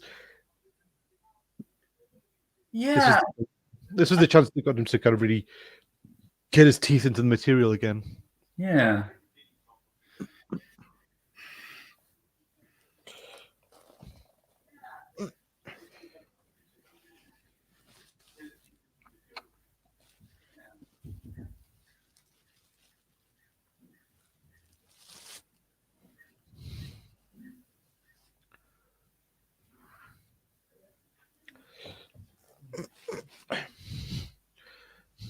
Yeah, I've actually been working on a Time War fan fiction in which actually use the bow ships Oh, cool. in the fight against the Daleks, and it's really been enjoying writing that. It's been quite an exhilarating thing. I've had a real blast writing that. Nice. Yeah.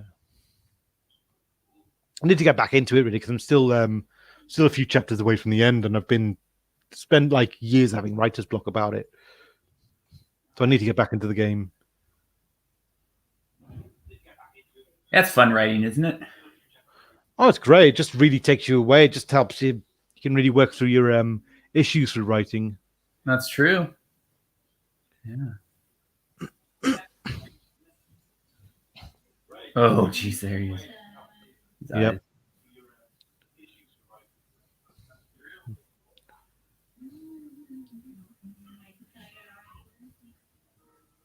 Like I think when J.K. Rowling was writing Harry Potter, like at the time she was living in this really, really squalid bedsit, and she didn't have much in the way of money, so she didn't even have much money for the heating. So what she did was she actually started going to the cafe across the street, where she'd have a coffee every so often because it was just warmer in there.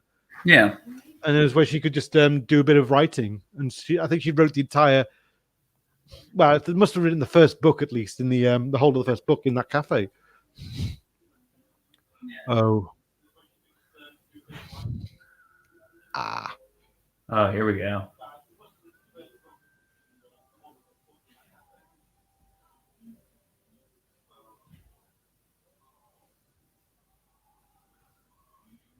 Oh dear. Oh dear.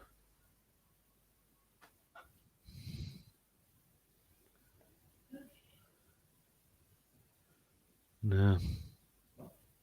He's past his sell by date. Mm.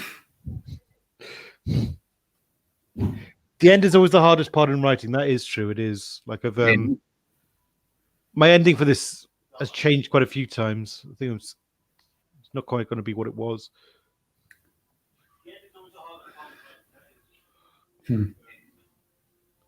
Oh. Oh. Yes.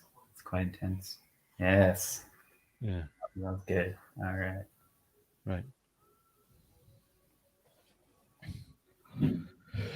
Okay, we're 3/4 of the way in, aren't we? Yes.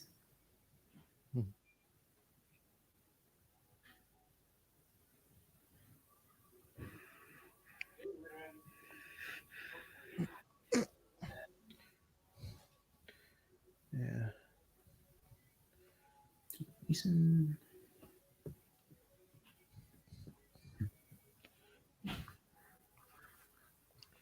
So how'd you rate it so far? It's quite good, isn't it?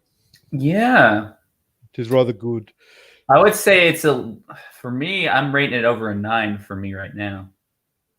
I'd probably go with a 9 myself. It's definitely one of my favorites. It's one of my favorite comfort episodes. Like I remember back in 2013 when I first moved out.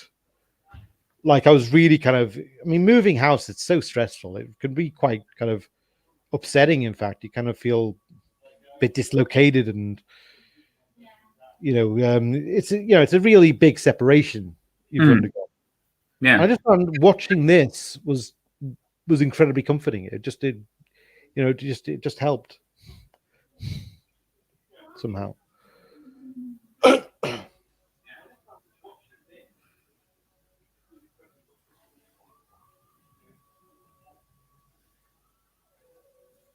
Just nice and familiar, and it's just old Tom Baker. Yeah.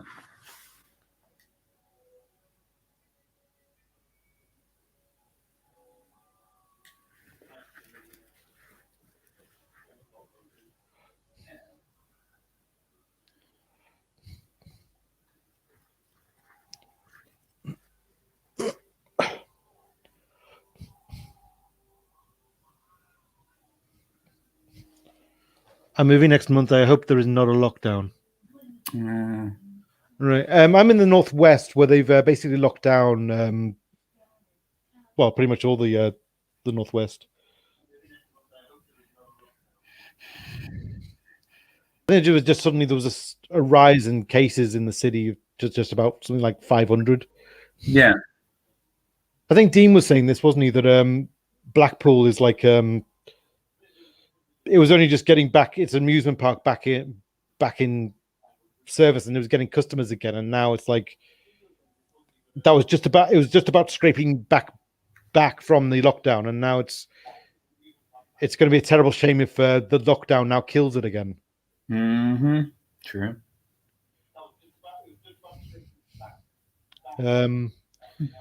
Like, I mean, so far it's just a mild lockdown. I think it's just a over here we've just got a bit of a curfew, and they're a bit more stringent about the laws of visiting other households, and Right. masks have to be worn on public transport. But do you have any lockdown laws where you are? Right now, well, we're in like stage. They call it a stage, so we're like in stage 2 and 2 or something at this point, almost 2.5. Okay. Yeah, I guess there are 4 stages. The fourth stage is like the good, like the almost practically over the pandemic stage, or Yeah. yeah. So does that mean like do you have to wear masks in on transport and in supermarkets? Yeah, you have to wear. Yeah, definitely out. In stores and all that stuff. Yes. Yeah, same here. Yeah. For a brief time, you had to wear them in the cinemas, but like going into the cinema, you were kind of free to take them off when you're actually watching the film. But right. I don't know now. I have to tell you, since the lockdown, cinema etiquette has gone out the window. So I haven't been to the cinema much lately. I had a plan to try and go to the cinema every day because like there was just so many oldies to catch again. Yeah. And I think I just became demoralized in the end because I just thought no one behaves themselves in the cinema anymore. I'm not, it's just frustrating to even get into the film because everyone talks, everyone has a phone on. It's ridiculous. That is. Yeah. Daniel Leach says, I want to write. I have a series arc in my head, but I don't know if it will ever get round to writing as I've never written before, and I don't know where to start. I would say, like I've been to some writing groups, and they've been quite good at giving advice about how to write, how to edit, things like that. Like and the feedback gives you ideas. Yeah. Well, just like you helped me with my script. Remember when you helped me with mine? Oh yeah, I remember. Yeah, because I said like there was a things you could do to make it feel more. Yeah. Yeah. I appreciate that, and thank you. It's all right. It's all right. I mean, you do have access to our writer studio as well, don't you? So you can always submit ideas there. Yeah. Like I mainly created it for myself, but I think I can probably make use of it as well. I started with a multi-doctor story, but this may have been a mistake. Disaster. You've got to be a Terrence Dicks to handle them, I think. Yeah.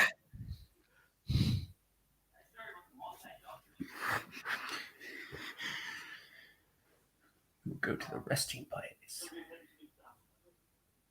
And summon him.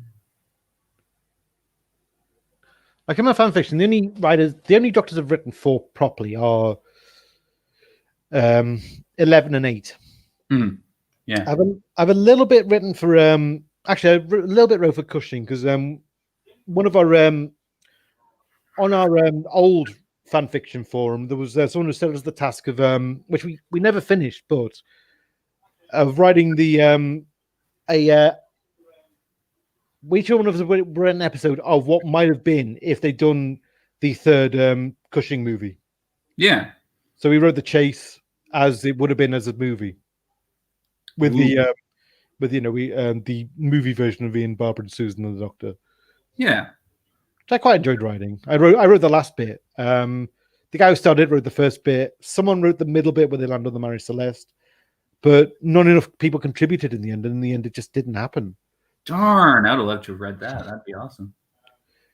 Well, I mean, I could always I've still got my chapter, so I suppose I could always decide to do finish the whole thing off myself. Yeah. Maybe. Oh. Ooh. Ooh. Yeah. Right. Having a night, so heading off. Have a good stream, everyone. Oh, thanks so much, Charlotte. Bye, Charlotte. Bye, Charlotte. Take care, Charlotte. Yeah. Then at least my town has been locked down for about 4 weeks now. Oh. Let's see. I mean, I don't think they're ever going to over here. I don't think they're going to put in a full lockdown. Like it's going to be because I think the last lockdown just tried everyone's patience, and it's like if you keep it up, then people are just going to start rioting. Yeah.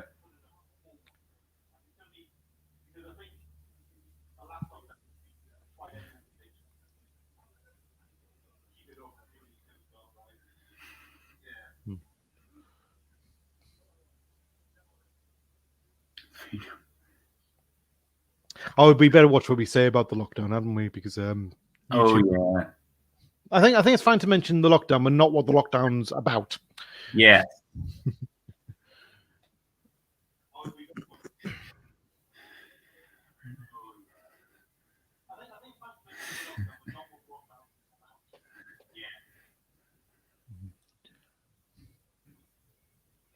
Spectrum, there it is.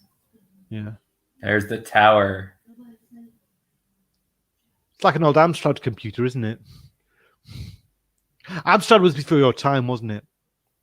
Yes. Because like I had a Commodore 64 in the 80s, and I had a friend who had a Spectrum, and I had a friend who had an Amstrad, and so I was able to look. Oh, okay. That's the beast underneath. That was yeah.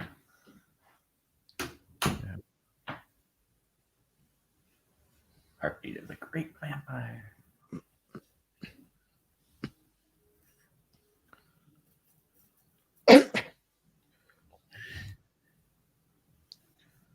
Yeah.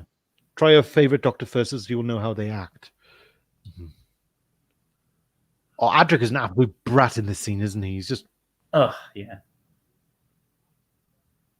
I mean, I think Romano must have been. Oh, yeah. Romano must have been really tempted to kick him in the crown jewels, mustn't she? Yeah, I would actually root for her to do that in this instance. Yeah, I would. Go on, do it. Go on, Romano.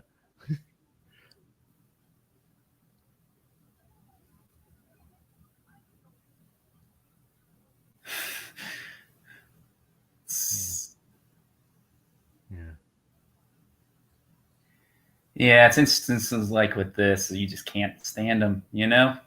I know, they just make him loathsome, don't they? I mean, in fairness, I think they're trying to I think in fairness they're trying to go for the idea that it's a double bluff, but I mean it just I don't know.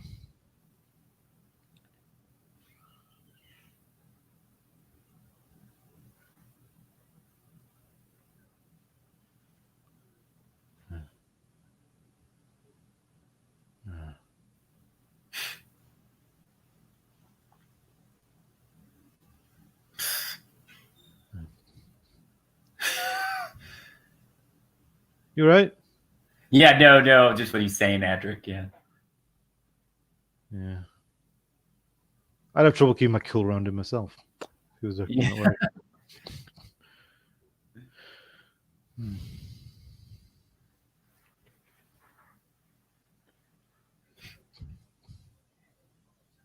Prepare him for the ceremony.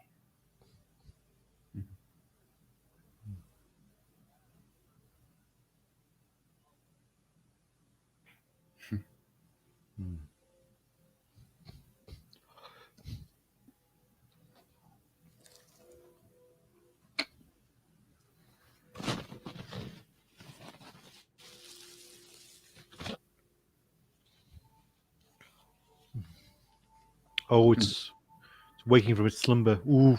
Yes. Mm-hmm.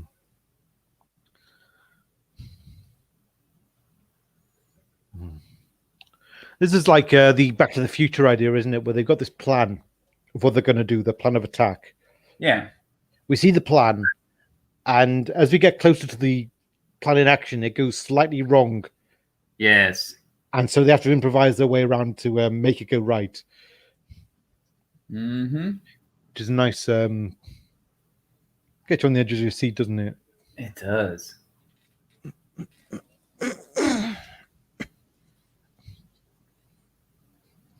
Another good one for that is: have you seen a film called Argo?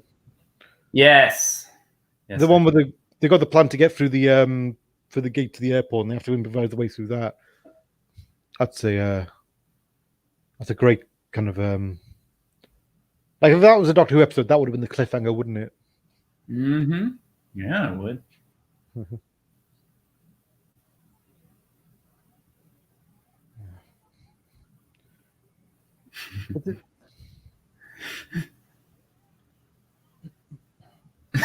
No.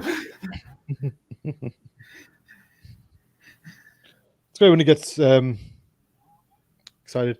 Even Matthew admits he was annoying. Yeah, Yeah. he was indeed. Okay, 9. Awesome.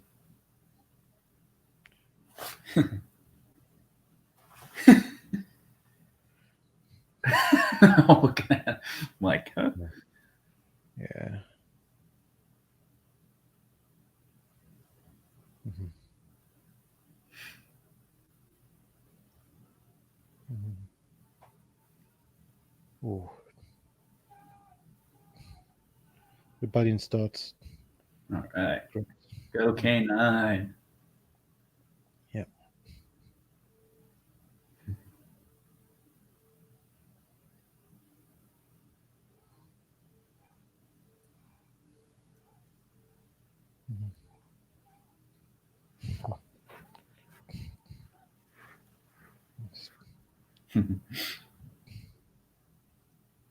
Good stuff.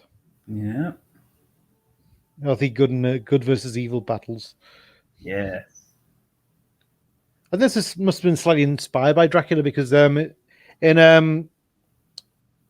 true, isn't it, that Dracula has his agents as well, and so like there's a part of the final act of Dracula where they have to fight through his agents, and they have to like they have this gunfight with they're not vampires, they're humans, but who've been possessed or they simply obey Dracula's will, or maybe they're loyal to Dracula because he's the ancient lord of the manor or something. Yes. I need to read Dracula properly, I think, because I think it might explain a bit more about how he gets them to his will. Maybe he promised them immortality or something if they serve him or something. Yeah.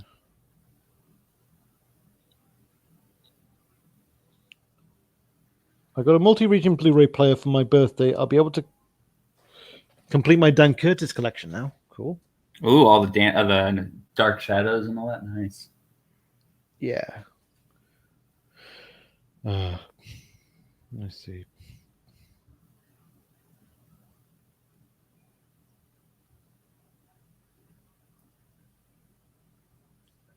Yeah. Mm-hmm.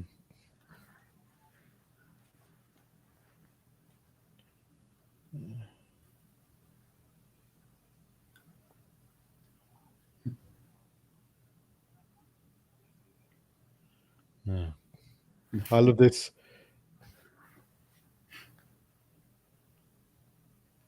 That's good. Yeah. It's got no love for you. Yeah.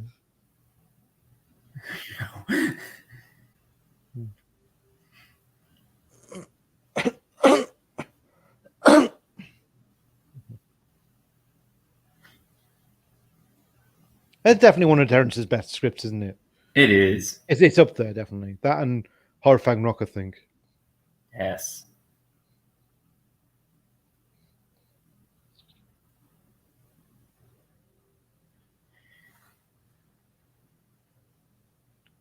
Yeah. Yeah, it's interesting that this story and the Five Doctors both deal with the tower. I just thought of that. Oh, that's true. Yeah, indeed. And the Sleeping Immortal, at the heart of it. Yes, and they're both directed and then written by Written by Dix and directed by Moffat. Yeah.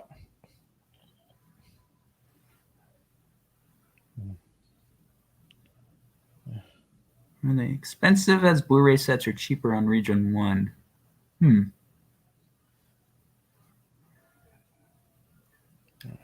Area. Good question.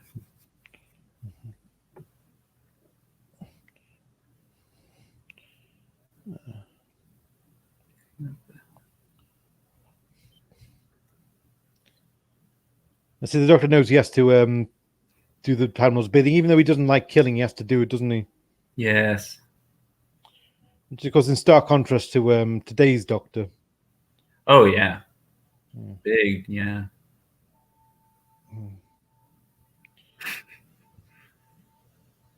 Oh. Well, Ladrick's plan to save her failed, didn't it? Yes, it did. Can he do anything right? Half the time, no. He died. He probably did that right. That's probably the only thing he did right in his life. Yes, that was that one story, yes. Yeah.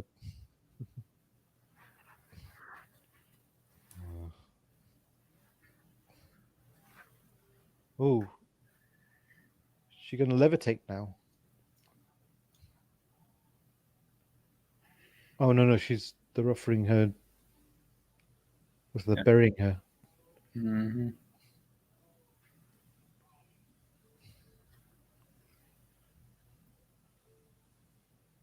Oh, the bats again. Oh, that's a lot of bats.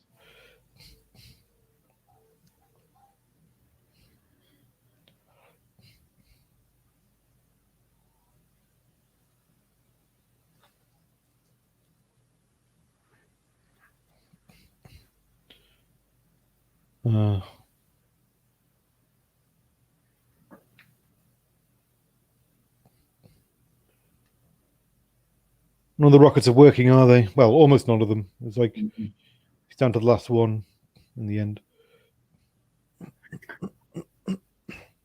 Oh, I like that. Yeah. And on the yeah. Yes.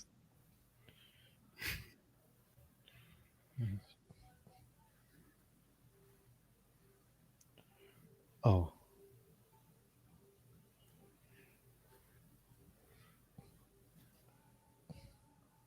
Ooh.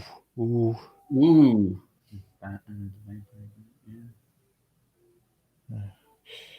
Oof.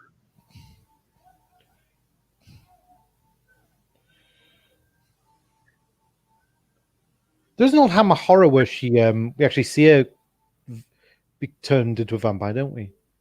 Lala Ward, I mean. Ooh, that is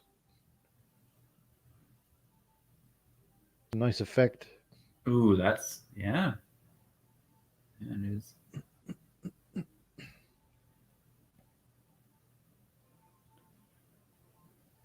Yep.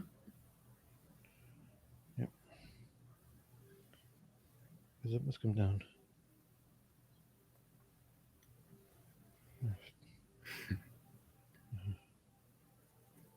Yes. A great one. Yeah. No, it won't be for long. That's a cool fact. It is, yeah. Like I said, the green space backdrop as well. Yes, it all holds up. Mm-hmm. Nice. That is, yeah. Mm-hmm.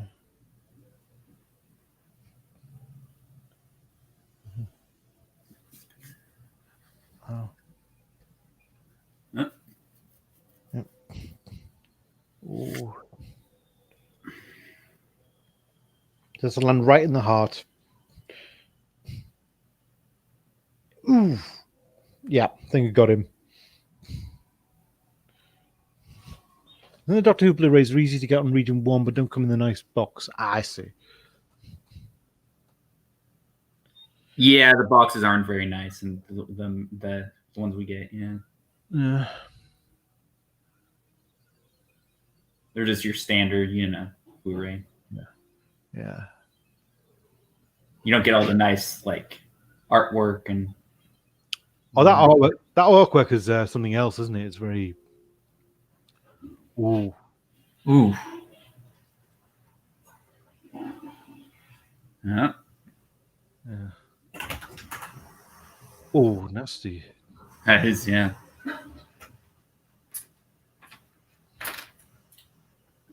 Yes.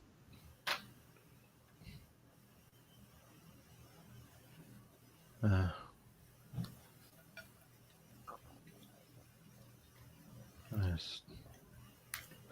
Ooh.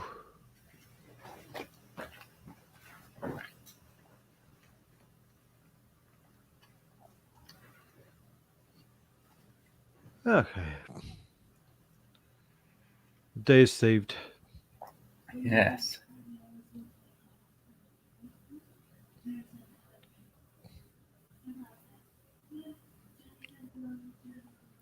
Oh, Disaster Area wants to ask you about the seasons.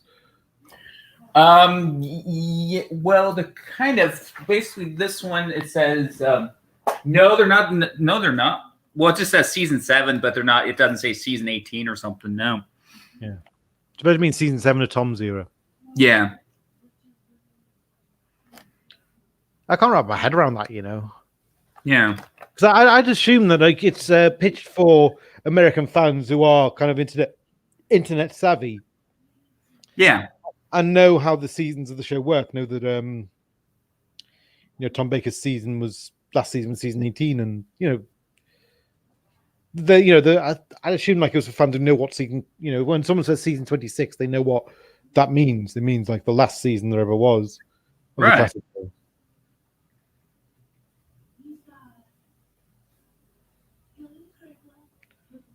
Thank you, K9. Yeah.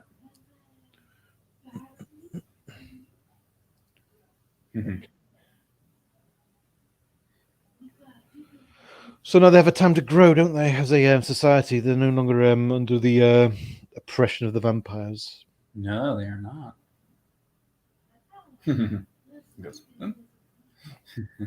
Yes. It's done. Yep. Mm-hmm.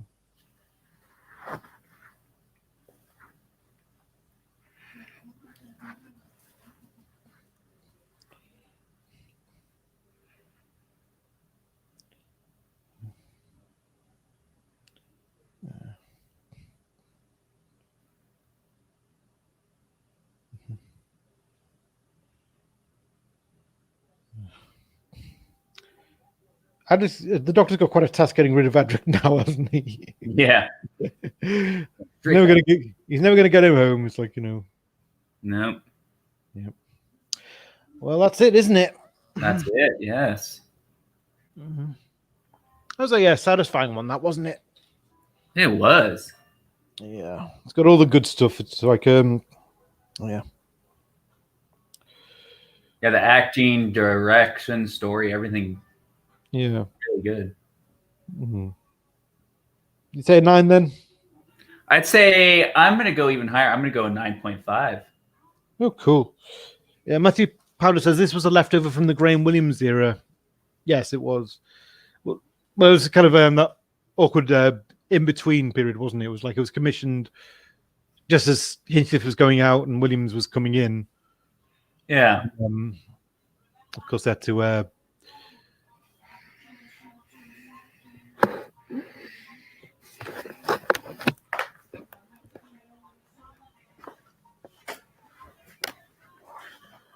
What's that, by the way?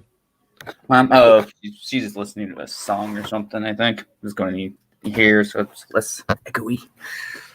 Oh, yeah. I'd say we got some ratings coming in. 8.5 from Daniel Leach, an 8 from Matthew Pounder. And I think no one else watched it, so I'd probably go with an 8.5. An 8.5. What would you rank? What's that one? Logopolis. What would you rank that one? That's a difficult one. I got some issues with that story. I kind of Yeah, I hear you. I'm not sure it was the right way to end Tom's era, if you know what I mean. Yeah, I hear you. I agree. And I'm not really a fan of the idea of bringing the Master back either. Yeah. Oh, there's problem. A little problem. My problem being Woo.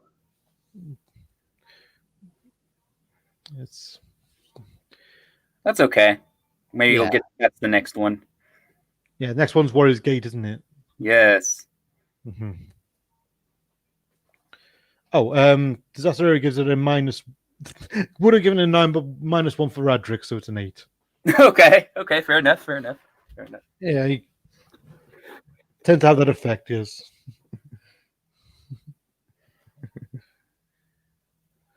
So, now the episode's over, we could talk about latest news, couldn't we? Yeah. Has there been much? Like, all there's been really is there's been nothing, hasn't there? It's just kind of well, there's been these rumors about Joe Martin possibly being the next, for Jody after Jody. You think they're going to do it? Who knows? Mm-hmm. Oh, nice! Warriors Gate sticks in my memory as a kid. Awesome. Mm-hmm. Yeah. Every Adric story gets down marked. Yeah.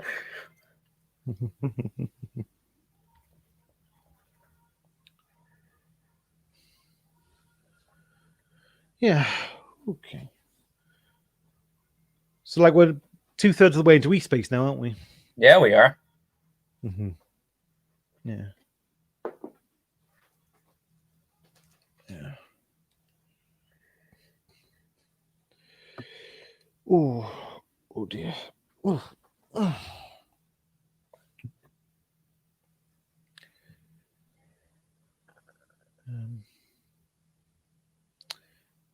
No, we're kind of a bit stuck of things to talk about now, aren't we? Who's the best Romana? Right. I've never quite got used to any other Romana than Lala Ward because she was the first one I saw. Yeah. So number 2, I think, because she was the Romana I remember from the Five Doctors and from the Doctor Who 1981 annual. Yeah. Like so she's the one who kind of comes most vividly to mind as the Romana I know. Yeah, well, she was the first one I saw in reruns too. Yeah. Yeah, she just looks like a Romana, if you know what I mean. She does. Yeah. Yeah, I don't know. I feel like the other one, she was okay, but I think I prefer Lala Ward. Yeah. Mary Tom, I think that's Mary Tam, yeah. I did I tell you this, that she admonished me once. Yeah, you did. I was in the we were in the Fab Cafe and we were watching her. She was kind of she was one of the guests, and she was describing she was talking about a history of being in acting, and while she was doing that, I had my bag of merchandise, and it was kind of this old rustly bag, and I was trying to find which videos I wanted her to sign. And as I did, she kind of said, excuse me, would you mind not rustling your bag and pay attention to me, please?" I always said, I'm kind of honored that she admonished me like that. It's kind of like that's kind of almost a treasurable memory for me. Yeah. Oh, Lala was my favorite right up until Big Finish, where she did my head in, and now I prefer Mary Tam. Okay, cool. Yeah, I've heard her in the Gallifrey series up until series 3. The only other things I've heard her in are Neverland and Zagreus, and she's in one of the the Fifth Doctor has to go on this second quest for the Key to Time, and Lala Ward is in that as a dual role. She's back as Romana and she's back as Princess Astra. Yeah. Mm-hmm. Tom Baker agonized me big time once. Oh, admonished me big time once. Okay. The wonders of autocorrect. Yes. Yeah, I mean, it's not that Mary Tom was a bad Romana, Yeah, I wasn't trying to, badmouth her portrayal or anything. That's always the awkward when you pick a favorite, because you feel like you're belittling the one who wasn't picked. Yeah, I think that's the way I'm feeling. Yeah. Tom Baker called me a stream of piss. Oh. Oh, streak of piss. Streak of piss. Okay. Well, either's bad enough, isn't it? Either's as bad as the other. Stream or streak. That's pretty good. Yes. That's good. For the autocorrect, yes. Yeah, when Tom Baker's in a bad mood, it's like, but I think he has mellowed in recent years, hasn't he? Yeah, that's what I've heard. Yeah. But he was forgiven. Yeah. Matthew Panda, I couldn't get into the Gallifrey series. The first season is pretty. It's a bit of a slog. The first season, the second season, it gets going a bit more, and third season, so the third season I was really into it by then, and then it just ends on this cliffhanger, and then he was pissed. He was pissed. Yeah. And then 4, 5, and 6 just seem to kind of go. From what I'm told, they just seem to get really lost. Zagreus is too long, and I hate Charlie Pollard. Oh, Zagreus. Zagreus. Have you heard Zagreus? No, I've heard about that one though. Yes. Okay, right. Romana in Light of the End made me want to throttle her. I need to listen to Light of the End. I've got it, but I haven't listened to it yet. Yeah. Right. Paul McGann had done 2 seasons of the Eighth Doctor with Charlie at that point. Mm-hmm. Yeah. Do you know much about who Charlie Pollard is? She's kind of like, it's kind of like from the past. Is she like from like the distant past? Yeah, she's an Edwardian adventuress. He meets her on one of the old airships. And okay, yeah. An airship that was fated to crash, and he actually saves her from it. Mm-hmm. And because he saves her from it, he causes a bit of a paradox, which the effects of which follow them from setting to setting. And it's mostly resolved in the episode Neverland, but the Doctor, all I'll say is there's a huge cliffhanger to that, which is everyone was expecting. And then a year later, we finally got Zagreus, which finally answered that cliffhanger. And it just ended up being a complete mess. And I think a lot of people were like, we waited a year for this crap. Yeah. Yeah, I've heard a lot of people don't like her character that much. She's very mixed. I think maybe the writers kind of fell in love with her a bit too much. And I think they've done this thing where I think I actually spoke to one of the Big Finish writers who said that he submitted a fairly standard Doctor Who story. And then by the end of it, Nick Briggs and Barnaby Edwards, I think the other guy, they'd edited it so much that the companion they had in it was just unbearably snarky. Like it was just increasingly snarky to the point where they just became unbearable. Yeah.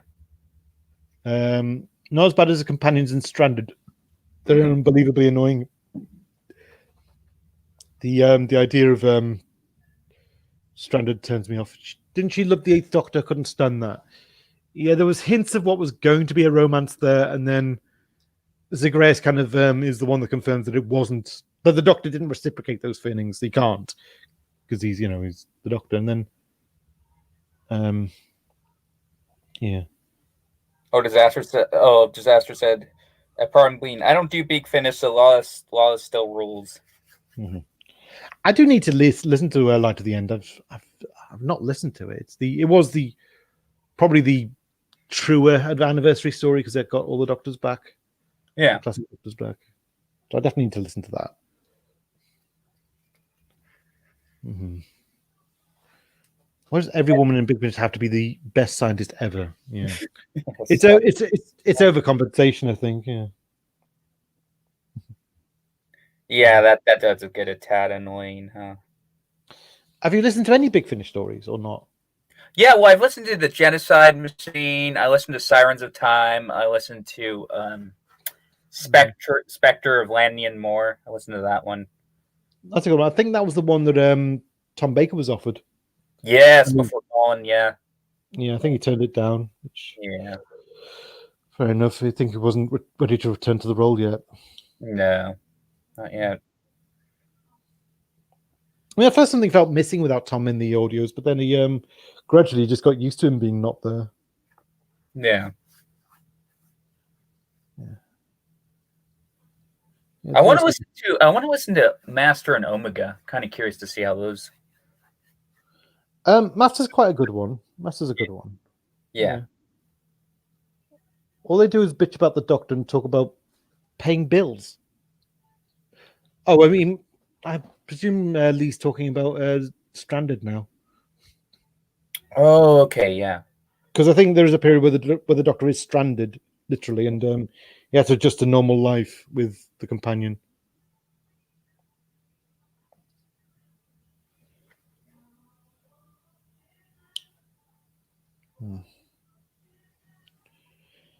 Yeah. All right. I really enjoyed that story. I think it was nice to get a last hurrah from Terrence Dicks. I'm tempted to buy some of Tom's stories. Any good? The audios. The only audios I've heard of Tom are Antimatter, which is with Mary Tam, and Energy of the Daleks with Leela. I'd say they were both very good. I really like them. Yeah. I have on a flash disc somewhere the whole of Tom Baker's audio season, which I need to listen to properly, I think. I mean, they tried to modernize the Davison companions too much, the RTD approach. Oh. Yeah. Yeah, I don't know how that. I wonder. Yeah, I couldn't comment. I haven't listened to those yet. So. Yeah, Renaissance Man was good. I think Problem Being's right. Let's start with the first few because I think, I did, I had the whole set downloaded, I thought I'd just help us. I just thought I'd kind of skip straight ahead to the Dalek story. And the moment I listened to it, I quickly became aware this was following on from an arc from previously. And I thought, oh no, I'm going to have to listen to these in order after all. So I had to stop there, kind of thing.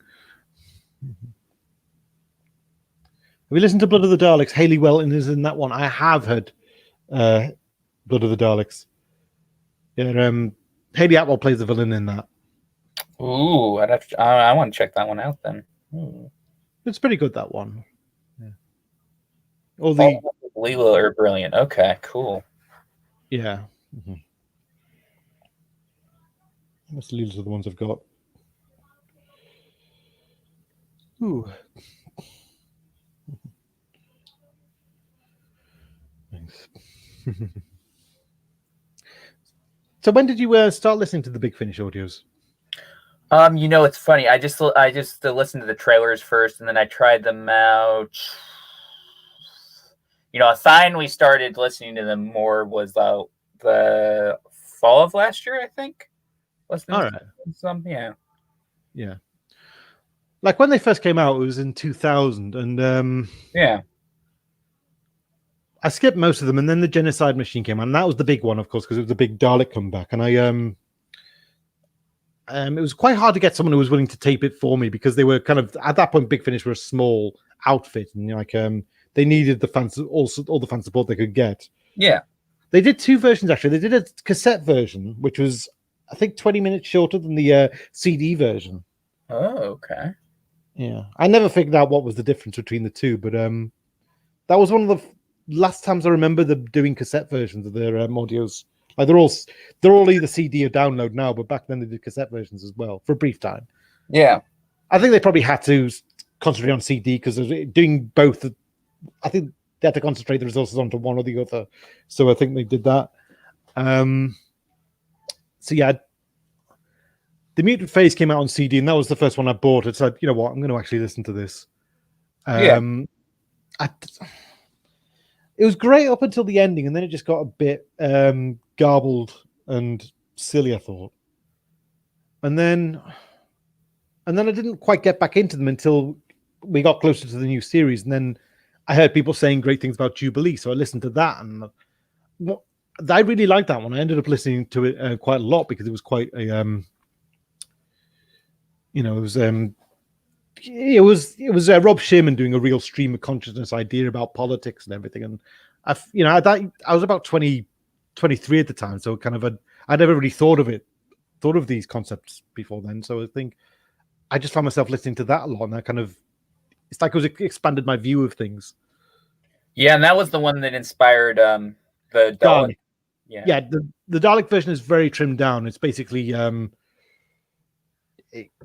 the audio version, it's the basic premise, but it goes in a completely different direction. Where the Dalek in it actually makes its own individual choices. It forms its own ideas, and it struggles with this because the Dalek was never meant to think this way. It was only ever meant to understand obedience to the Dalek, the Dalek Empire kind of thing. Yeah. I need to listen to that one. Yeah, that's a good one. And then on the strength of that, I listened to Davros, which was really good. Yeah. And from that, I got into quite a few of the Davros audios, and then finally I got into the Dalek Empire audios, which were really good. They were brilliant. Yeah, I mean, like just you listened to the Genocide Machine, haven't you? Yes. So you know how it ends with the Daleks gaining a bit of access to the Karsarat library. Yes, I quite like that. That was good. Right. Well, all I'll say is in Dalek Empire, we find out that the Emperor was privy to some of the surviving knowledge from the library, and it gave the Daleks a terrifying insight into human psychology and how to manipulate humans. Ooh. And it's really kind of morbid because you listen to it, and the Daleks are just so effective at it. Ooh. And so that was really good. Yeah. Wheel of Ice, the second Doctor audiobook, was epic. I've not heard that one. I think Fraser does probably does the yeah, I think Fraser does do Patrick in that probably. Yeah, he does it. Because I think they experimented at first with the Companion Chronicles idea because they thought, well, we can do anything involving the fifth to eighth Doctor. Yeah. But if we want to do anything with the companions, we're probably just going to have with the previous Doctors. We're probably just going to have one of the companions narrate it in a kind of audiobook form. Yeah, and she's gonna have to do the voices of the he or she, obviously, because I think, but usually it was a she, wasn't it? Usually it'd be the Zoe or Liz would tell the story of what the and I think because of that, then when they did the Lost Stories, and that became arranged, and they did first of all they did them for the Sixth Doctor, then the Seventh Doctor, because they both them had the missing season taken off them by the BBC. Mm-hmm. Yeah, and then they did some of the Fifth Doctor Lost Stories as well, the ones that were never commissioned, which listened to them, I got miffed about it. I thought this is really good. This, listen to the Elite and thought, oh God, why don't we get this instead of Arc of Infinity kind of thing? Yeah. And then I think with the second and first Doctor, they had to they decided, well, we'll do it in a Companion Chronicles format where it's a narration, but it's basically the story we would have got if they'd gone ahead with it, kind of thing. Yeah. Oh, David Troughton narrates one of them. Sounds just like his father. Yeah. That's good. Yeah. That happens after a certain age, doesn't it? Like a certain a son or can start to sound like the father, or it's some similar obviously speech pattern because you're raised by that father. Like, I mean, when I speak to my brother on the phone, he sounds so like my dad now. Oh wow. Yeah. He's kind of yeah. So I mean, David Troughton. I mean, people have said that Sean Pertwee would be really good at playing the Doctor, right? But he obviously doesn't want to because he feels like he could never do justice to his dad, and he would feel like he was imitating his dad too much. So he's refused to do it, but he would probably be good at it. Oh, I think so. Yeah. If he was willing, he'd be the perfect choice. Yeah. I mean, he just looks so like him, doesn't he? Oh yeah, it's spooky. Yeah. It is, yeah. Yeah.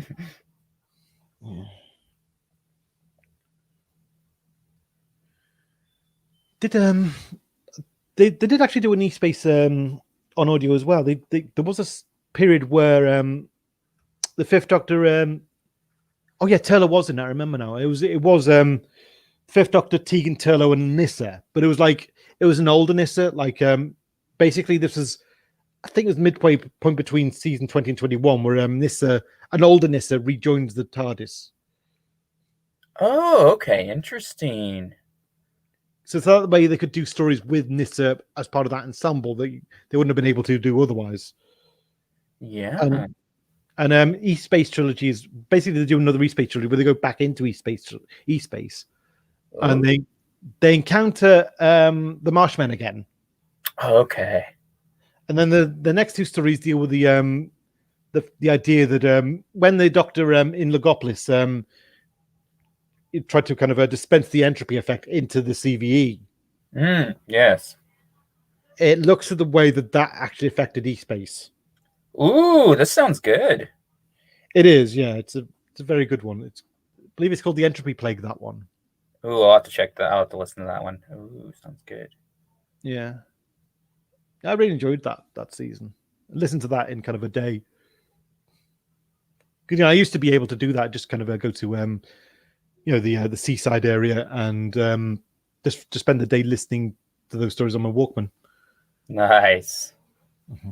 That's awesome. Yeah.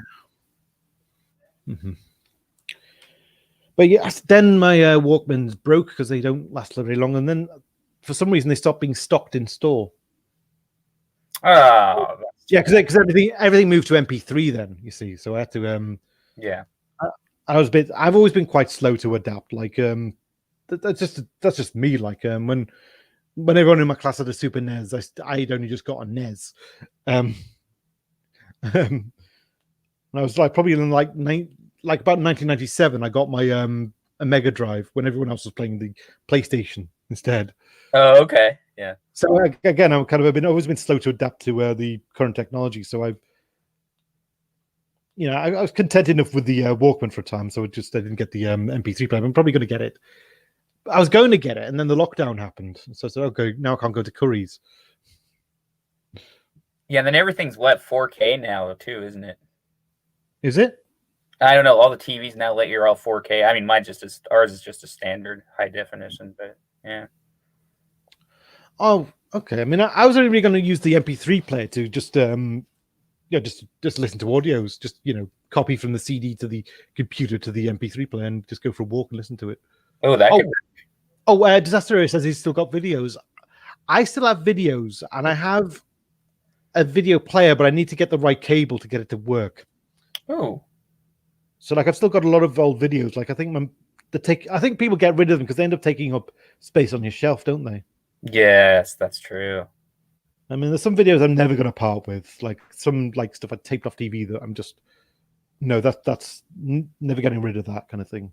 Yeah.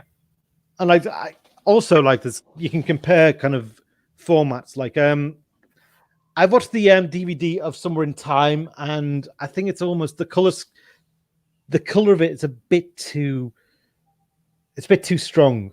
I think it doesn't look natural, if you know what I mean. Whereas the video version looks fine. So I'm like, well, I'm keeping the video version. I'm never going to get rid of the video version. Yeah.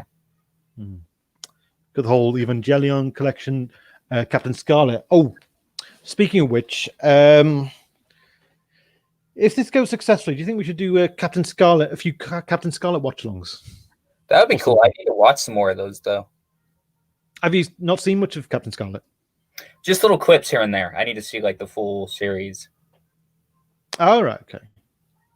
Yeah. Oh, there's still stuff that... Oh, listen to Paradise of Death on cassette the other tape.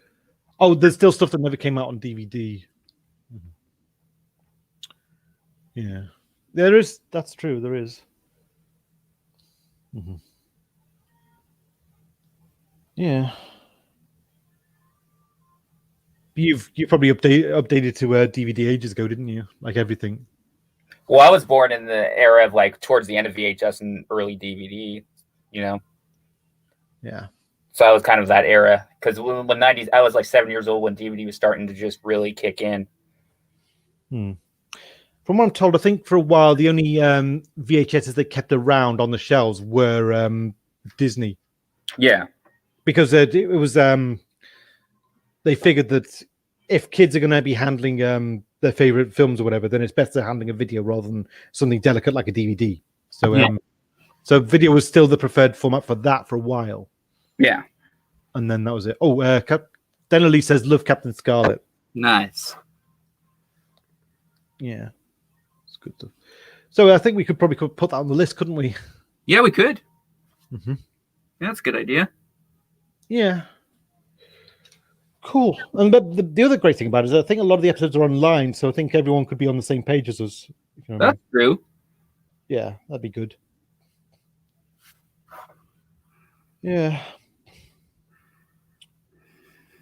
I think we've... is there anything else left to cover? Yeah, is there anything else? I mean, well, I guess next week we'll do Warrior's Gate, right? We'll do that. Yeah, we'll finish off the East Space trilogy. Do you have any... Do you think maybe after that we'll do the Five Doctors and maybe eventually we'll do Remembrance of the Daleks after that? Yeah, that sounds like a plan. Yeah. I mean, you said you wanted to do Case of Androzani as well, didn't you? Yeah, Another Shock, yeah. I think maybe we should do it in chronological order. So we'll do Earthshock, then Five Doctors, then Caves, then Remembrance.